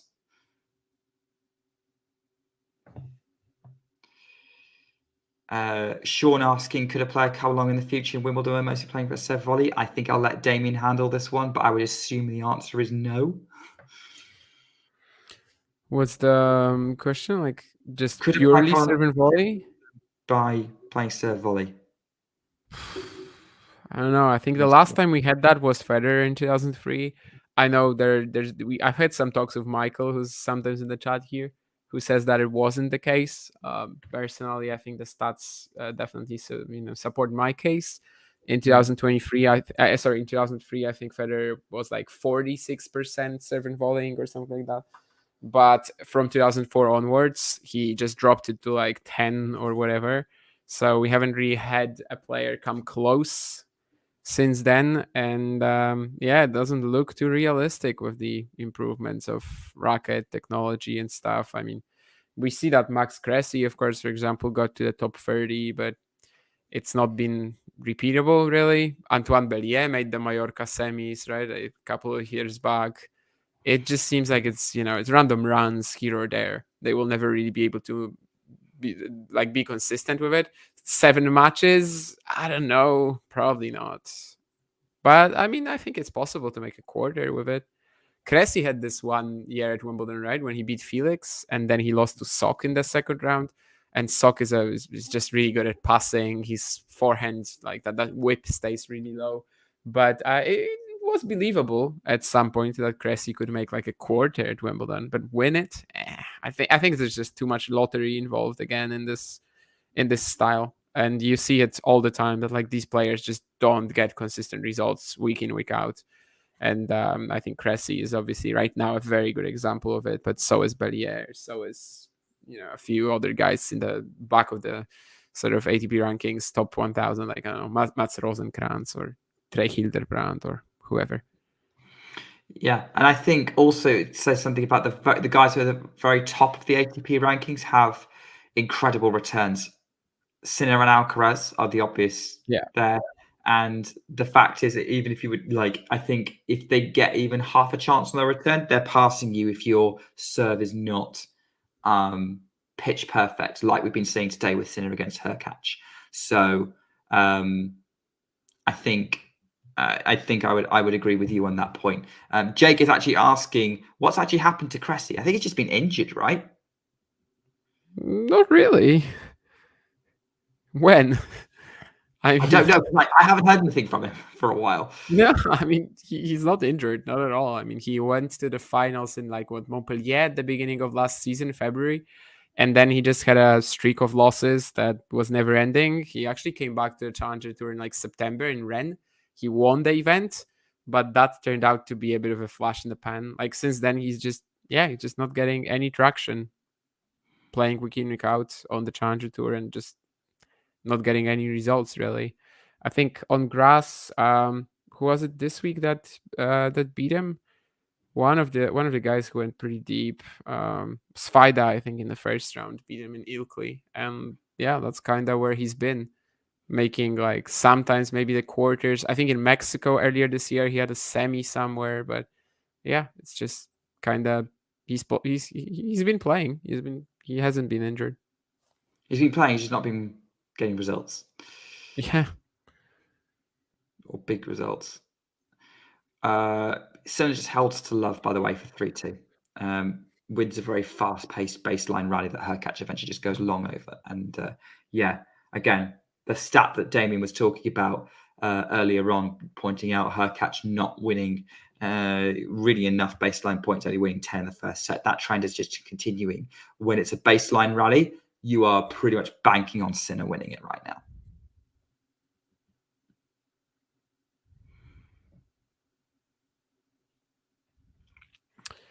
Yeah, it's not looking better from him, I guess. It's not looking really better from Hurkacz off the ground now. But maybe he can just get into another tiebreak. That's always a possibility. Yeah, we've got the Wimbledon qualifying draw out already, by the way. Is it? Okay. Well, I'm looking forward to monitoring how that goes. Van Asch is there. Oh. But I think he might just be moved out of that section if Murray, if the Murray retirement goes official until qualifying ends tomorrow, which I think it should, Hey, look, we're getting everyone coming over from the Berlin stream by the look of it. Hello, Ghosty. Hello, Julian. Hello, Ghibli. Wow, everyone's coming to join us. Unless Ghibli, you've been here the whole time and just not said anything, which I do apologise if you have.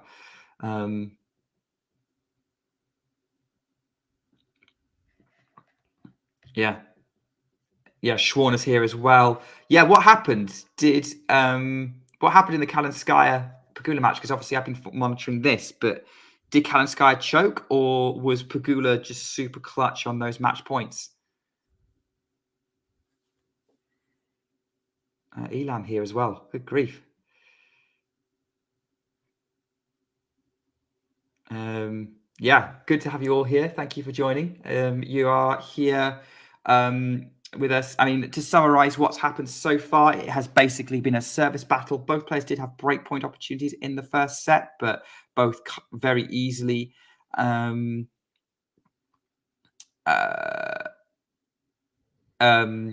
to be kind of a bit stronger. Like we were saying that they're Sin is much better when it does get into a rally. But there has been some clutch serving from both. We ended up having a very tight first set tie break, which ended up going to 10-8. Both players having set points, both saving them. Oh, wow. Oh, my word, what a drop shot. Nick, get ready. Overhead. Get ready. Hurkacz. Oh, what a shot from Hubert Hurkacz. It was over the shoulder behind him. Jannik Sinner cannot help but applaud with the racket. That was some kudos there. Hubert Hurkacz using his height to basically run back behind. It was a real cat and mouse point, which we've had a couple of times. Sinner lobs him after trying to get down a drop shot. And yeah, there you go. Hurkacz with back behind the shoulder slap shot passes Sinner at the net. What a shot from Hubert Hurkacz.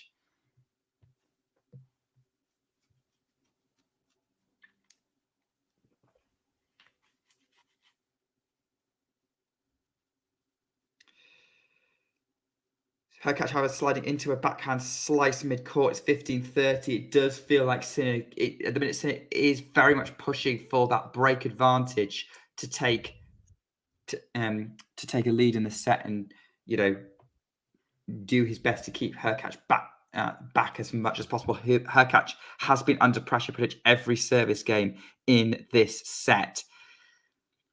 And he's got a second serve to look at now. Ghibli know that Hurkacz has not asked for a line umpire change. Backhand up the line from Hurkacz, the forehand of Sinner cross court, forehand from Hurkacz, the Sinner cross court forehand up the line from Hurkacz, moving Sinner from side to side. Now we've got Hurkacz backhand to the Sinner, backhand cross court, backhand from inside out forehand from Hurkacz, to the backhand into the nets. He was going for the up the line Sinner, maybe hoping to get Hurkacz on the move, but it ends up in the net. We're at 30 all, and that's one of the rare baseline points that Sinner does not capitalize on. Yeah, this has been a rough game for Hurkacz, even though he's 30 all in it. I mean, there was this baseline rally just now. There was obviously a crazy shot that he hit, but somehow he is still on top. But yeah, it's not been going too well. Like all the momentum seems to be with Sinner, but again, maybe if he can just serve his way through that kamikaze approach as well on the third point, kind of showing he's got less and less, I guess, or fewer and fewer ideas how to play this one. 40-30 at the minute. Ghibli asking if Hubie's doing any net rushing. No. If anything, I don't think Sinner's allowing him to, because, third point of this game. Trying to, but Sinner's pinning him back or passing him half the time he tries it. Backhand winner from Sinner up the line. Deuce.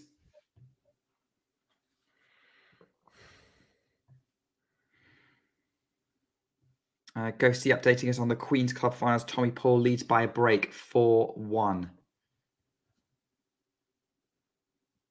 Certainly, after he beat Draper, he definitely solidified himself as title favourite there, and then was definitely had the advantage over Corda, but certainly looking set to look pretty good to get that US #1 ranking as it currently stands. Advantage Hurkacz puts away an ace. His advantage is converted, and we're at 3 games all.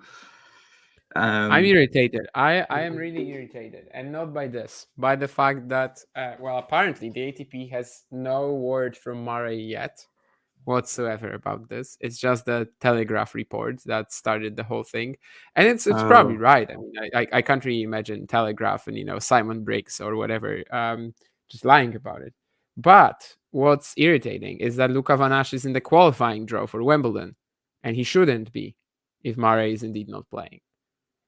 yeah. There's been a massive mess up there, and Murray's taking his time with communicating it.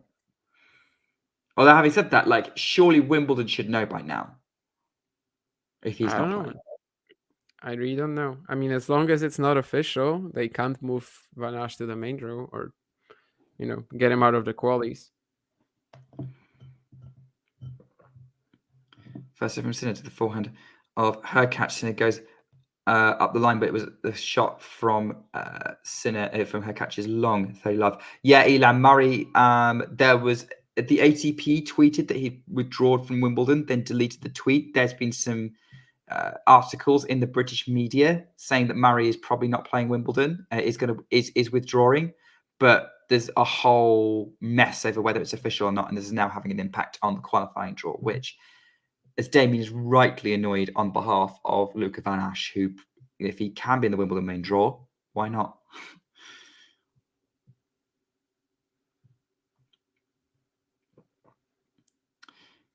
It's Juice, by the way. No, not Juice. Foilove. Sinner's got a point to try and hold to love here in this set. It's been fairly competitive. Drop shot from Hurkacz. Sinner's going to come in and go for the pass. Hurkacz is going to lob Sinner. Sinner's going to get there, tries his own back behind slap shot. It doesn't work. It ends up well in the net, and it's 40 love.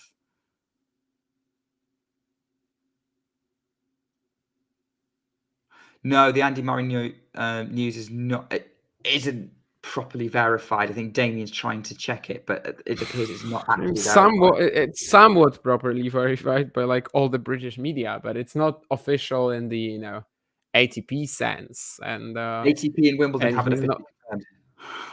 Yeah, he's not taken off the entry list yet.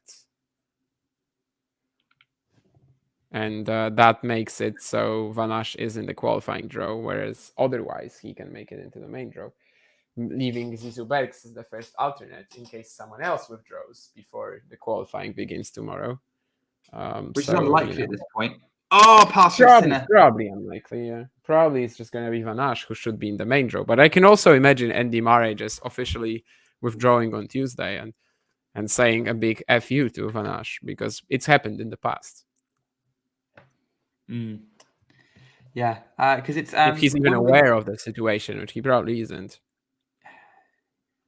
Probably not. No, not unless he's on social media, which, as a tennis player, you shouldn't be on there too much.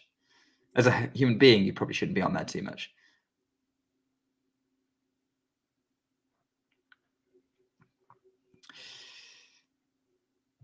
Yeah, Sinner's coming through there, 4-3. Big service game coming up for Hurkacz. In the Queen's draw, Musetti is just fending off Tommy Paul at the minute, but still just about keeping it to one break in that first set.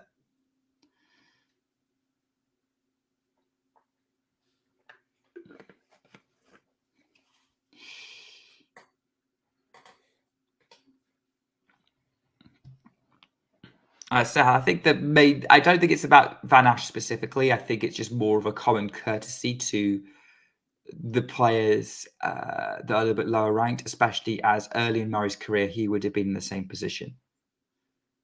And also, to a certain extent, in his comeback, although given his status in his comeback, he was getting wild cards galore anyway. Van Asch is the one with the socks? Why would you worry about Luka Van Asch? I mean, if he knows he's not playing, then I mean he's literally ruining someone's season in a way in a lot of times. Like that's kind of how important it is. It's professional courtesy, right? I don't know. I mean, just no good manners. I don't know.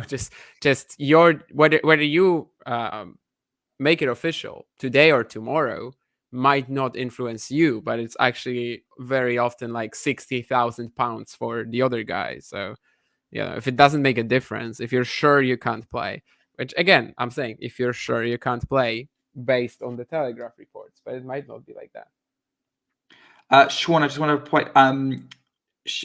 Paul would be the first American to win Queens since Sam Querrey did it in 2010, not Andy Roddick. I can see why we forget about Sam Querrey because I almost did as well. Backhand from Sinner. Now he's got a forehand back behind Hurkacz, who can't skip the backhand up, and it's 15 all, and Sinner is in all of these service games. Yeah, he's in a lot of them. I mean, obviously tennis sometimes can just be very weird, and the player who is struggling the entire set might still win it in the tiebreak or just get a random break somewhere. But there's no question in my mind really that second set Sinner has got a pretty big edge over Hurkacz overall, right? Yeah, I feel like it would have to be a little bit of a dip from Sinner in the tiebreak if we did get that far for him not to win this set and close it out. Then you can always, like, I don't know, start your service game, you throw out the first two balls just kind of randomly, and then Yeah, maybe you don't recover. But uh everything is pointing towards a Sinner two-set win at this stage, and Hurkacz is kind of fighting against it, against that whole wave. yeah, it's 40-30 at the minute for at the 15-30 even for Jannik, who is facing a second serve for Hurkacz. Again, another baseline rally that ends up with Hurkacz going long. And Ghosty's quite kindly updating us. The total balls now 5-1 up with a double break in the first set. Queens forehand inside out from Hurkacz. Sinner's going to try and run it down, but no purchase. It's 30 all.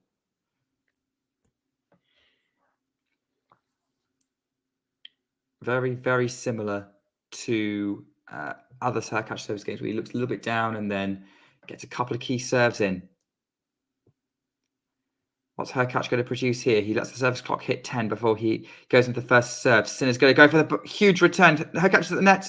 Sinner tries to run it down, but the volley's too low, and Sinner scoops it into the net, and it's 40-30. Not an easy volley. Pretty good stuff. And I actually think probably you're going to have the same feed as me. So I think you also might miss the next point because the camera operator, whoever, just I've just missed it. fell asleep. Yeah. The director let the replay go on for too long. But this is where that quirk might go in, right? I mean, Sinner wins the next two games, and we've got a 7-6, 6-4, just like in the previous 3 matches for Hurkacz. Yes, we were talking about that. It looks like it was an ace from Hurkacz.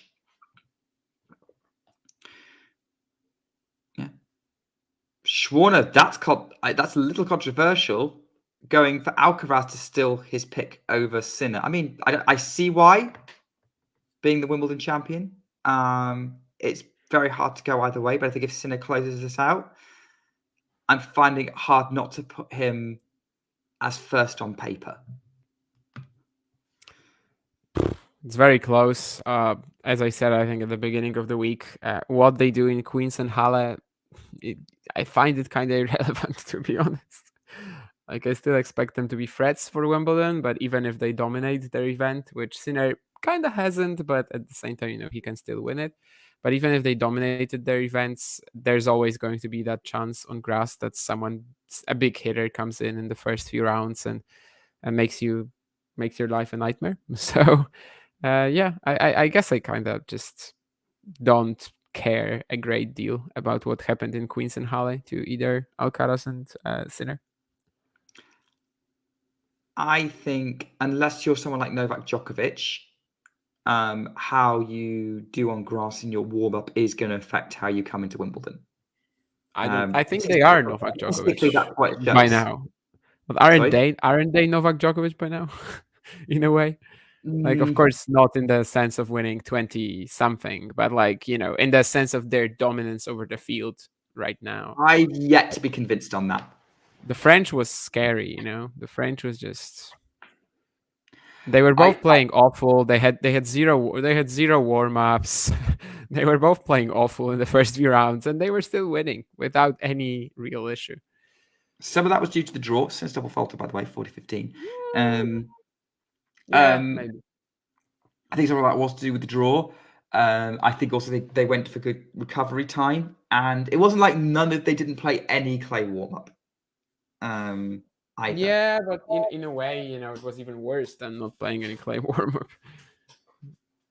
They couldn't practice. They couldn't.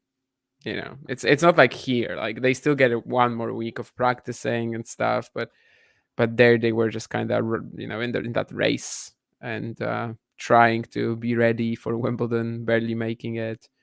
I don't know. Yeah, Sinner holds, by the way, 5-4 with an unreturnable serve. I would say unless they both start regularly winning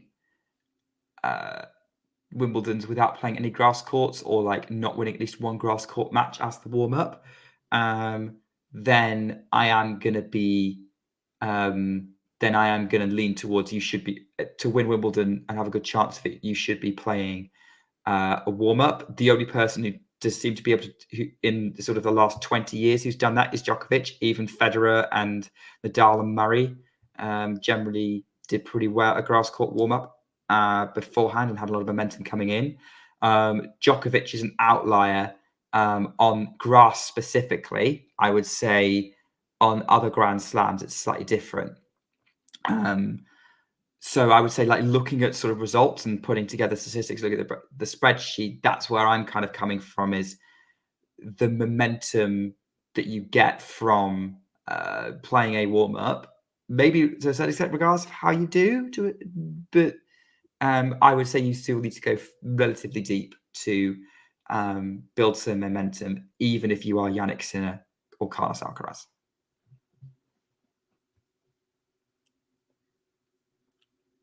If Jannik Sinner lost in the first round to Darren Griekspoor here, it would not impact my thoughts about him at Wimbledon by like not even 0.1%. But obviously, it's a difference of opinion. Yeah, I had the tweet in mind. We were talking earlier, like had Draper beaten Alcaraz and Marozsan beaten Sinner, which I appreciate. Mm-hmm. I didn't watch the Marozsan match, so I didn't realize how on the cards that wasn't.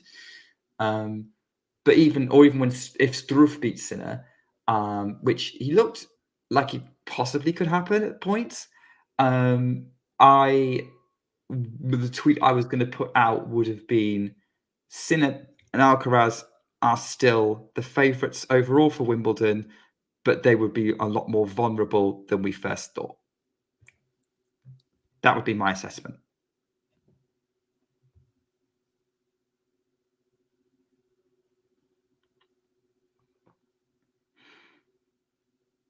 But it didn't happen. And Sinner's actually in a position now where he's 3 points away from the title. It's 15-all on the Hurkacz serve.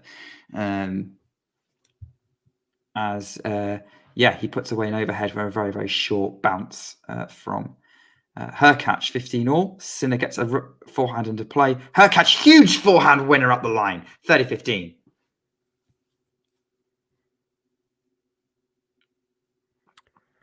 Well, your 7664 tweet / stat might be off now. Yeah, I would say so. I would say so as well. It's probably not happening at this rate.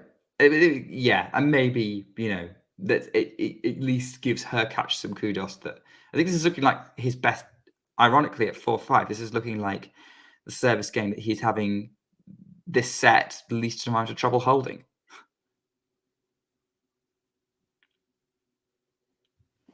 He's got a second serve at 40-15.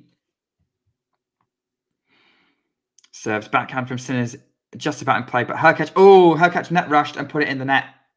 Put the shot in the net, 40-30. A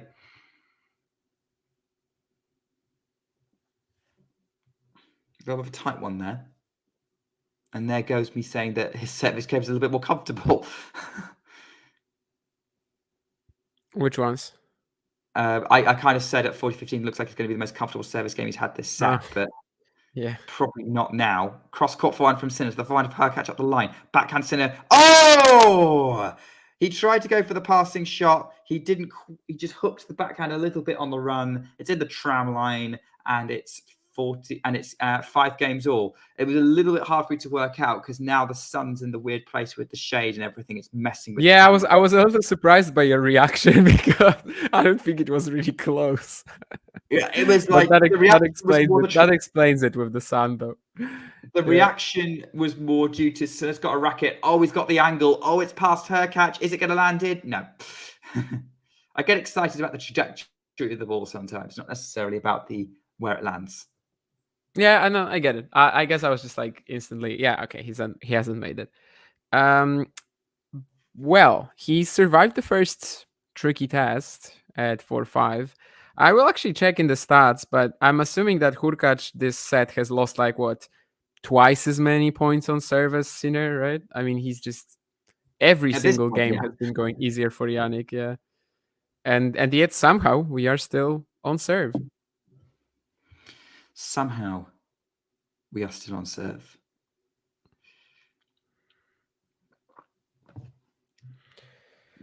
Well, in set 2, Hurkacz has lost 14 points on serve, and Jannik has just lost his 4th. So it's even worse. It's triple the amount. By the way, that was a good point from Hurkacz because there was a rocket return with the forehand that opened up the court. And yeah, really good. Yeah, picks up that forehand so early too.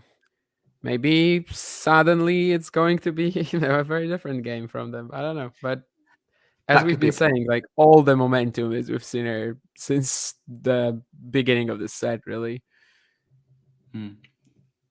Well, we might be in for a plot twist because we've got a second serve for Sinner on the cards here. The first serve hits, slap into the net. Second serve, body serve, backhand from Hurkacz, forehand from Sinner back behind to the Hurkacz forehand, which is scrambled into place. Sinner's going to take on the short swing volley. Whew! It didn't need to be that good. 30-15. Brutal shot from Sinner. Cross-court swing volley winner. Snell, I'm surprised you don't know which country Damien's from. Maybe you haven't watched enough Damien streams. I am from Poland. Huge serve ace from Sinner. 40-15. There we go. We'll add that to our talking tennis trivia. American colony, ghosty. Careful, careful. All right. Are we headed to another tiebreak? I think that's going to be depending on how clutch Hurkacz is on serve in this game. Yeah. Does he even need to be clutch, though? It's going to be also a thing. It's also going to depend on like how Sinner returns this as well. He's been dialed in for most of these service games on return. I'm surprised given how many big serves we've had that this second set's taken 46 minutes. Like this match has. The first set was faster, I think, but it's because Hurkacz is like constantly, well, in a little bit of trouble on serve, right? I mean, he's never really like that close to losing it. Well, other than the second game of the set, I think. But he's always in like just a tiny bit of trouble. Of course, Bernard Tomic lost to Jarko Nieminen in 28 minutes. There was a Grand Slam final that lasted 32. There was a Roland Garros round 4 recently that lasted 40. Snahill, just because someone is from Poland doesn't mean they have to be excited for Iga. I'm from Britain and I'm not that excited about pretty much any Brit. I love Andy, and I want Emma to do well, but I wouldn't say that they're the people that I'm going to be cheering for in the sense. Yeah, I'm the same with Świątek and Hurkacz. I mean, I like them both, I guess, as people. Maybe a little less with Hubert, given the Estoril experience and how tough it was to talk to him in press. But I wish them well. I don't necessarily have them as like my favorite players, and I don't get, my heart rate doesn't go up when they are about to lose or something like that. I'm absolutely fine with Hurkacz losing this match. I'm absolutely fine with him losing any other time. But I do wish him well. Yeah, and same with Iga. I'll agree with your comment there, Shauna. Absolutely agreed. 15 love, Hurkacz, by the way, another huge serve which he puts and then puts away the +1 overhead for 30 love, and we are halfway to a tie break.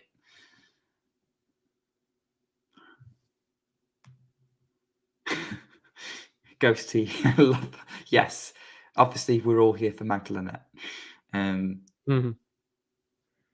Great serving again from Hurkacz, 40 love. Poor Magdalinette not even getting a mention. I want to see the timer on how long this game was. I can tell you already that it's over, but I want to see a timer on how long it was, because it must have been like what 50 seconds. I don't know. I mean, it was just ridiculous. That was Hurkacz just dismissed it. Sure. I mean that's the answer to your question about being clutch in this game. He just said, "Yeah, clutch. What is clutch? I don't need it. I will just serve." And yeah, we're in another tiebreak. And of course, the previous one was very tight, 10-8.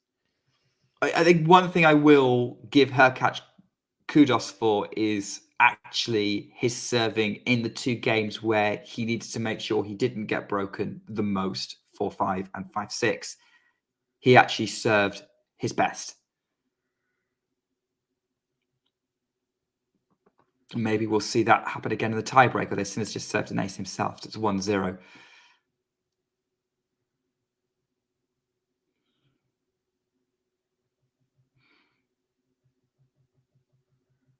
Hubert Hurkacz serves up the tee. Forehand in play from Sinner, but really short, and Hurkacz puts away the +1.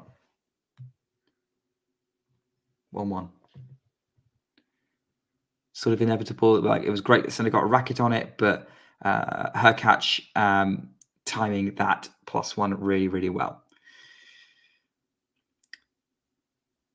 First serve into the net, though, this time from Hurkacz, so it is a second serve.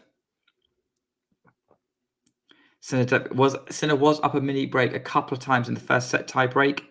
Ended up getting pegged back, and then super tight. And Hurkacz's forehand inside out is wayward. It is very wayward, and it's 2-1 Sinner.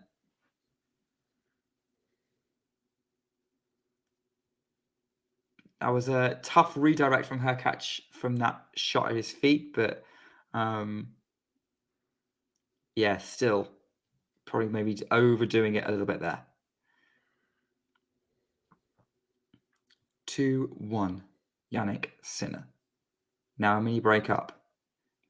Hoping to be more efficient in this tiebreak. Goes that way with the first set. Great first set. Backhand to the Hurkacz. Inside forehand. Has Sinner's going cross-court on the backhand. Hurkacz is going up the middle with his backhand. Forehand cross-court. Sinner. Hurkacz is there. Now Sinner's going cross-court. Back behind Hurkacz. You get it in play. Backhand Sinner to the backhand of Hurkacz. Cross-court. Backhand Sinner up the line. Here we go. Forehand from Hurkacz on the baseline. Sinner miscues the forehand. But it doesn't matter, because I think that forehand from Hurkacz was out, and it's 3-1. Yeah, it was out. Yeah. I think the fact that pretty nice rally, actually. Like Hurkacz, I'm not saying he deserved the point, but that's one of the best rallies he's played this match, I think. So it's kind of brutal he doesn't win it, and that sums up the match in a way too. Yeah, he only narrowly lost it. Yeah. 3-1 Sinner serves out wide. Hurkacz gets his racket on the ball, but just in the tram line, and it's 4-1 Sinner. He wasn't this far ahead in the first set tiebreak. Actually, maybe he was. Anyway, 4-1 Sinner. Hurkacz now coming out to serve for the last point whilst they're at this end of the court. Could it be the last point time of the match there is end of the court? The first serve from Hurkacz is good, but the forehand return from Sinner is so good. Sinner gets the backhand onto it. Sinner's now going to the backhand into space. Oh, that's such a good point from Jannik Sinner, who scrambled everything Hurkacz threw at him and then found the space, scooping it into it, and Hurkacz couldn't do anything about it. It's 5-1. It's 2 mini breaks for Jannik Sinner. That was match point. It's decisive. That seemed like match point. Could well be. Sinner now 2 points away from the Halle title, even if he loses his next point in the Hurkacz serve, he'll have 2 service deliveries of his own to follow.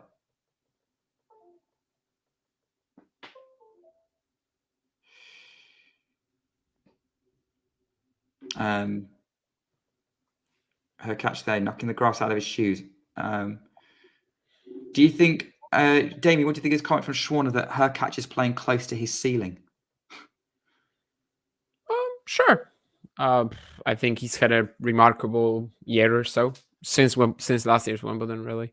And I do think he's playing close to his ceiling. Yeah, he might get number 6 soon in the rankings. That's also probably more or less where he's gonna peak. And well, especially on grass, he is among the top 5 players in the world or so. Clearly, he cannot match Sinner's baseline game today, but he's still keeping it tight, of course, by the virtue of the serve, first and foremost. Which Hurkacz can do, even has been able to do to players like Novak Djokovic on grass as well. 2 very good matches with Novak at Wimbledon. Yes, 2 of them. There's also the 2019 match as well. First serve from Sinner is wide, 5-2, 2 mini breaks. Second serve. Delivers it to the Hurkacz backhand, forehand Sinner out the line, forehand cross-court Hurkacz. Now Sinner forehand cross-court. Hurkacz changing direction up the line with the forehand, backhand Sinner cross-court. They're trading backhands cross-court right now. Sinner doesn't need to do much with that because the shot from Hurkacz is wide of the tram line. It's 6-2, and Jannik Sinner has 4 championship points to win the title in Halle.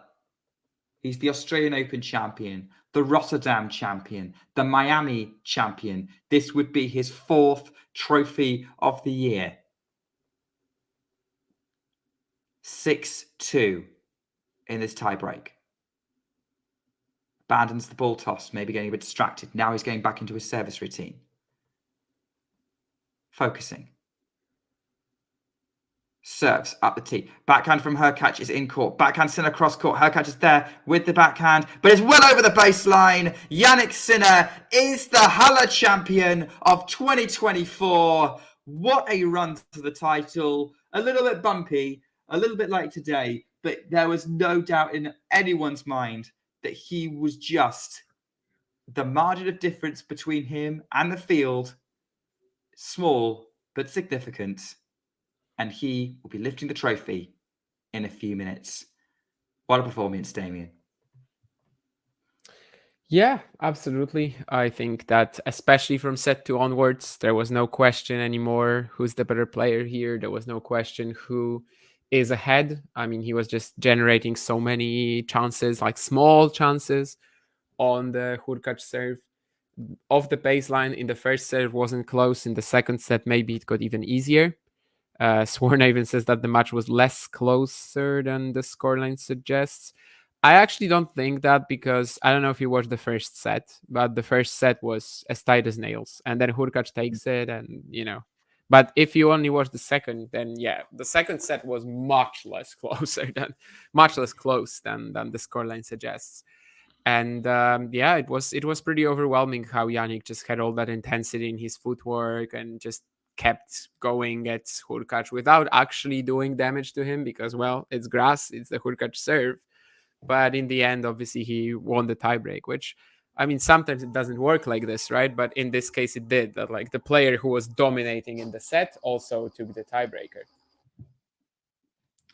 Yeah, absolutely. And you would have expected that, right? It does happen sometimes, but maybe not to the people who are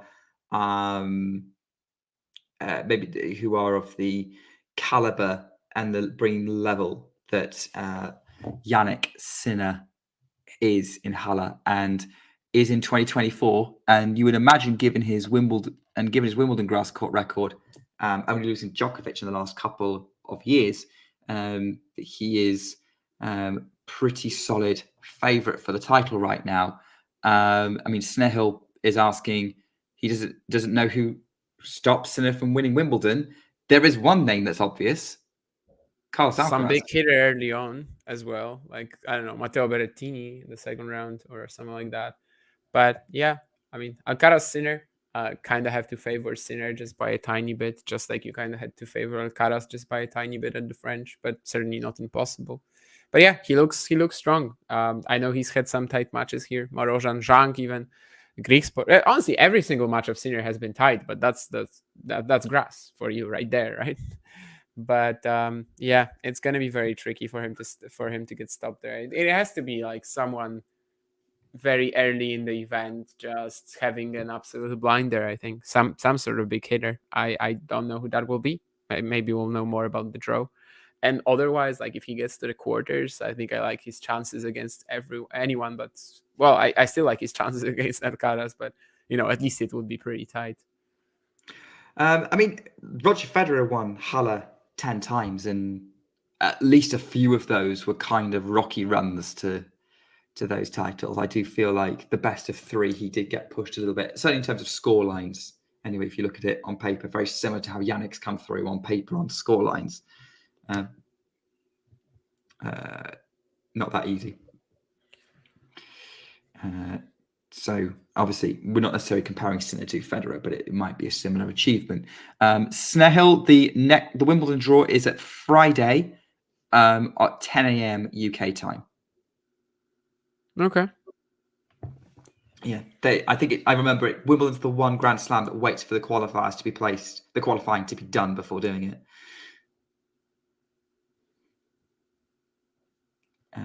But yeah, it's confirmed. It's going to be Friday at 10 a.m. GMT.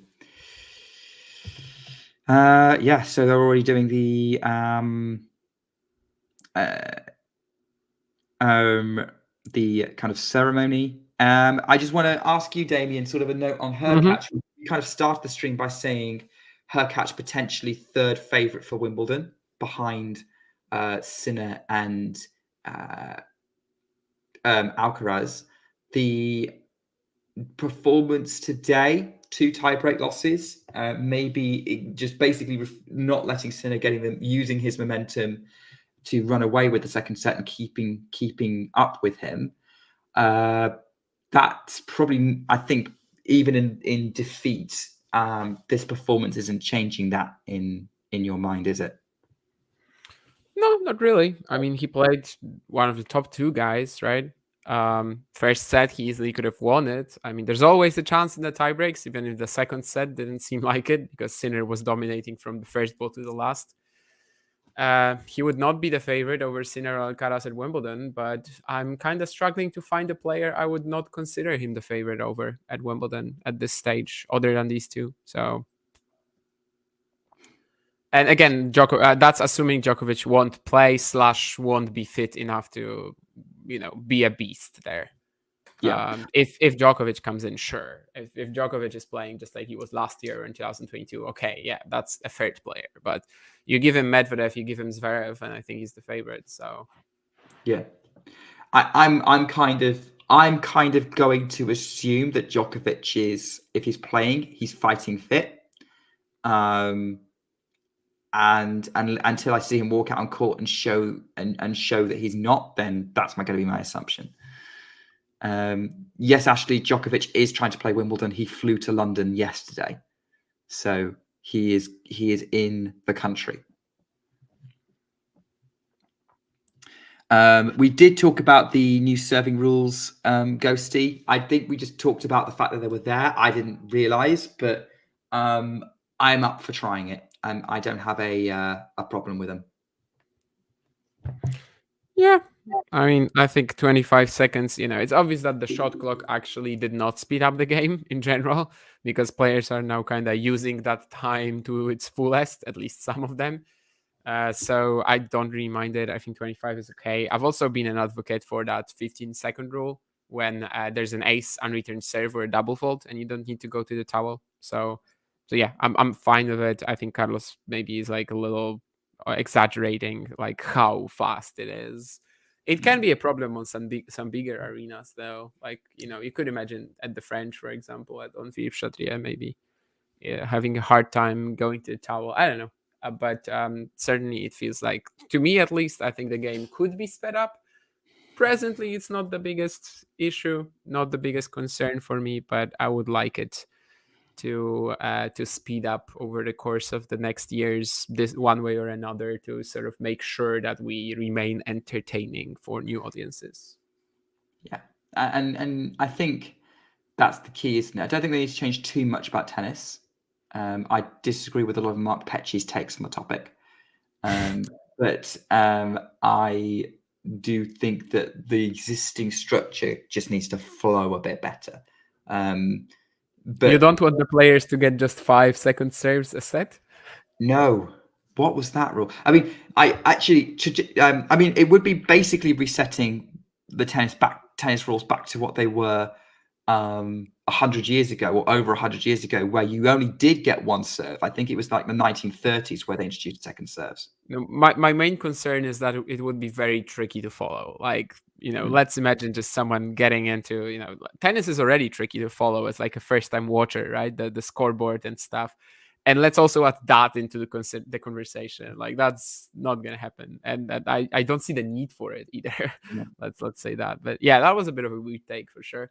Someone sent it to me with the note. This should be sort of put on "Don't do drugs, kids" posters, which I found a bit funny. I think there's a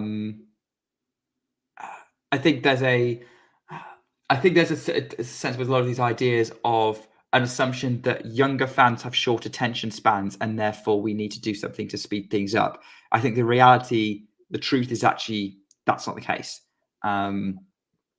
It's just old people making assumptions. But anyway, I think let's go back to sort of what happened today. Jannik Sinner. Obviously, I think we've talked a lot about him, his prospects for Wimbledon, like clear favourite, things like that. Are you? How surprised are you that his run to the Halle title, the Struff match aside, was relatively simple? Ashley, when it comes to that, this is the change that they had here. Like, it's not really included. Like, what do you mean? The umpire starts the shot clock usually when they announce the score. However, at Queens and Halle, they introduced this change that the shot clock actually starts when the point is over, so it's a little faster. So, like, going for the towel is kind of included in the shot clock because 25 seconds is enough. But like, the umpire does not start the shot clock when you're at the towel. No, in that sense, no. And I don't think the Sinner run was relatively straightforward. Like, of course, there was the set he lost to Hurkacz, there was the set he lost to Marozsan. That match was maybe a little more lopsided than it seems. But Struff especially was so tough. I think there were a few very tough matches here. He just was able to get out of it despite the slim margins on grass courts. Definitely very slim margins. But yeah, at the minute, he's only lost 3 matches all year now. And arguably, had his body not failed him against Tsitsipas and Monte Carlo, it might have only been 2, and Alcaraz literally being the only one able to stop him. It does. At what point do we start talking about Sinner dominance? Does he need to be holding the Wimbledon trophy? Sorry, come again? At what point do we start talking about Sinner dominance, or does he need to be holding the Wimbledon trophy before that becomes a topic of conversation? Kind of already there. I mean, 38-3 for the year, right? I think he's clearly been the best player of the season, even if he didn't win Roland Garros. So I think it, as a whole, like, this season has been dominated by Jannik Sinner. Yes, that might change, of course. Let's say Alcaraz picks up Wimbledon, and then we actually have a conversation. But I mean, when you're 38-3 for the year, it's pretty clear who the best player of the year was, unless he didn't have a slam in it, but he does. Yeah, the Australian. And yeah, you're right. I mean, it does. It to an extent, it feels a little bit like the mid 2000s where you had Federer winning everything apart from on clay, or Nadal pushing him whenever they played, unless it was indoors. This was before Rafa really unlocked things. Anyway, in sort of the late 2000s. But it maybe has that feel to it, as that, like, against anyone else, Sinner's the heavy favourite. Against Alcaraz, it's 50-50. Depending on surface and whatnot, like there are people who like there are certain scenarios like Indian Wells or on clay where Alcaraz is the slight favourite. But if you super generalize it. Right, we're almost there, I think, in terms of Hurkacz is just doing his runners-up speech. Looks like the Queen's final might be over very, very soon as well, with Paul very much in control of that. But yeah, I guess, Damien, any final thoughts before we kind of wrap up here? Yeah, not really. I mean, let's just wrap it up, and I'm off to do Wimbledon qualifying content. Okay, let's let Damien do his Wimbledon qualifying content. I also probably need a couple of hours off because I'm going to be doing WTA Weekly in a couple of hours, so I need some time to go and watch what the heck happened in that Berlin final. Because obviously I've been watching this with Damien. Maybe I'll catch up on the Kieran Gold Cup stream as well, get their thoughts. But thanks everyone for coming over and joining us after that. Thanks for everyone who's been with us since the start. If you did enjoy the stream, give us a like so people can find our content in the future. Subscribe as well if you are new. We'd love to have you along for the ride because we've got plenty planned for Wimbledon coming up. Obviously, this week is we've got Eastbourne, Bad Homburg, and Mallorca happening. Jannik is now stepping up to take the trophy. But even if you're not necessarily looking forward to super long term, I would definitely encourage you to stick around for our WTA Weekly show, which is happening in a couple of hours, the ATP Weekly, which is happening later on today with Damien and Vanch. I'll be doing the WTA Weekly show as Jannik Sinner picks up a trophy and a check and awkwardly holds one in each hand. And he stands there. He is the Halle champion. And that's the most important thing to remember when I see you again. But in the meantime, take care and keep talking tennis. If you enjoyed this video, make sure you hit that like button. Don't forget to subscribe and click that notification bell so you don't miss out on all things tennis.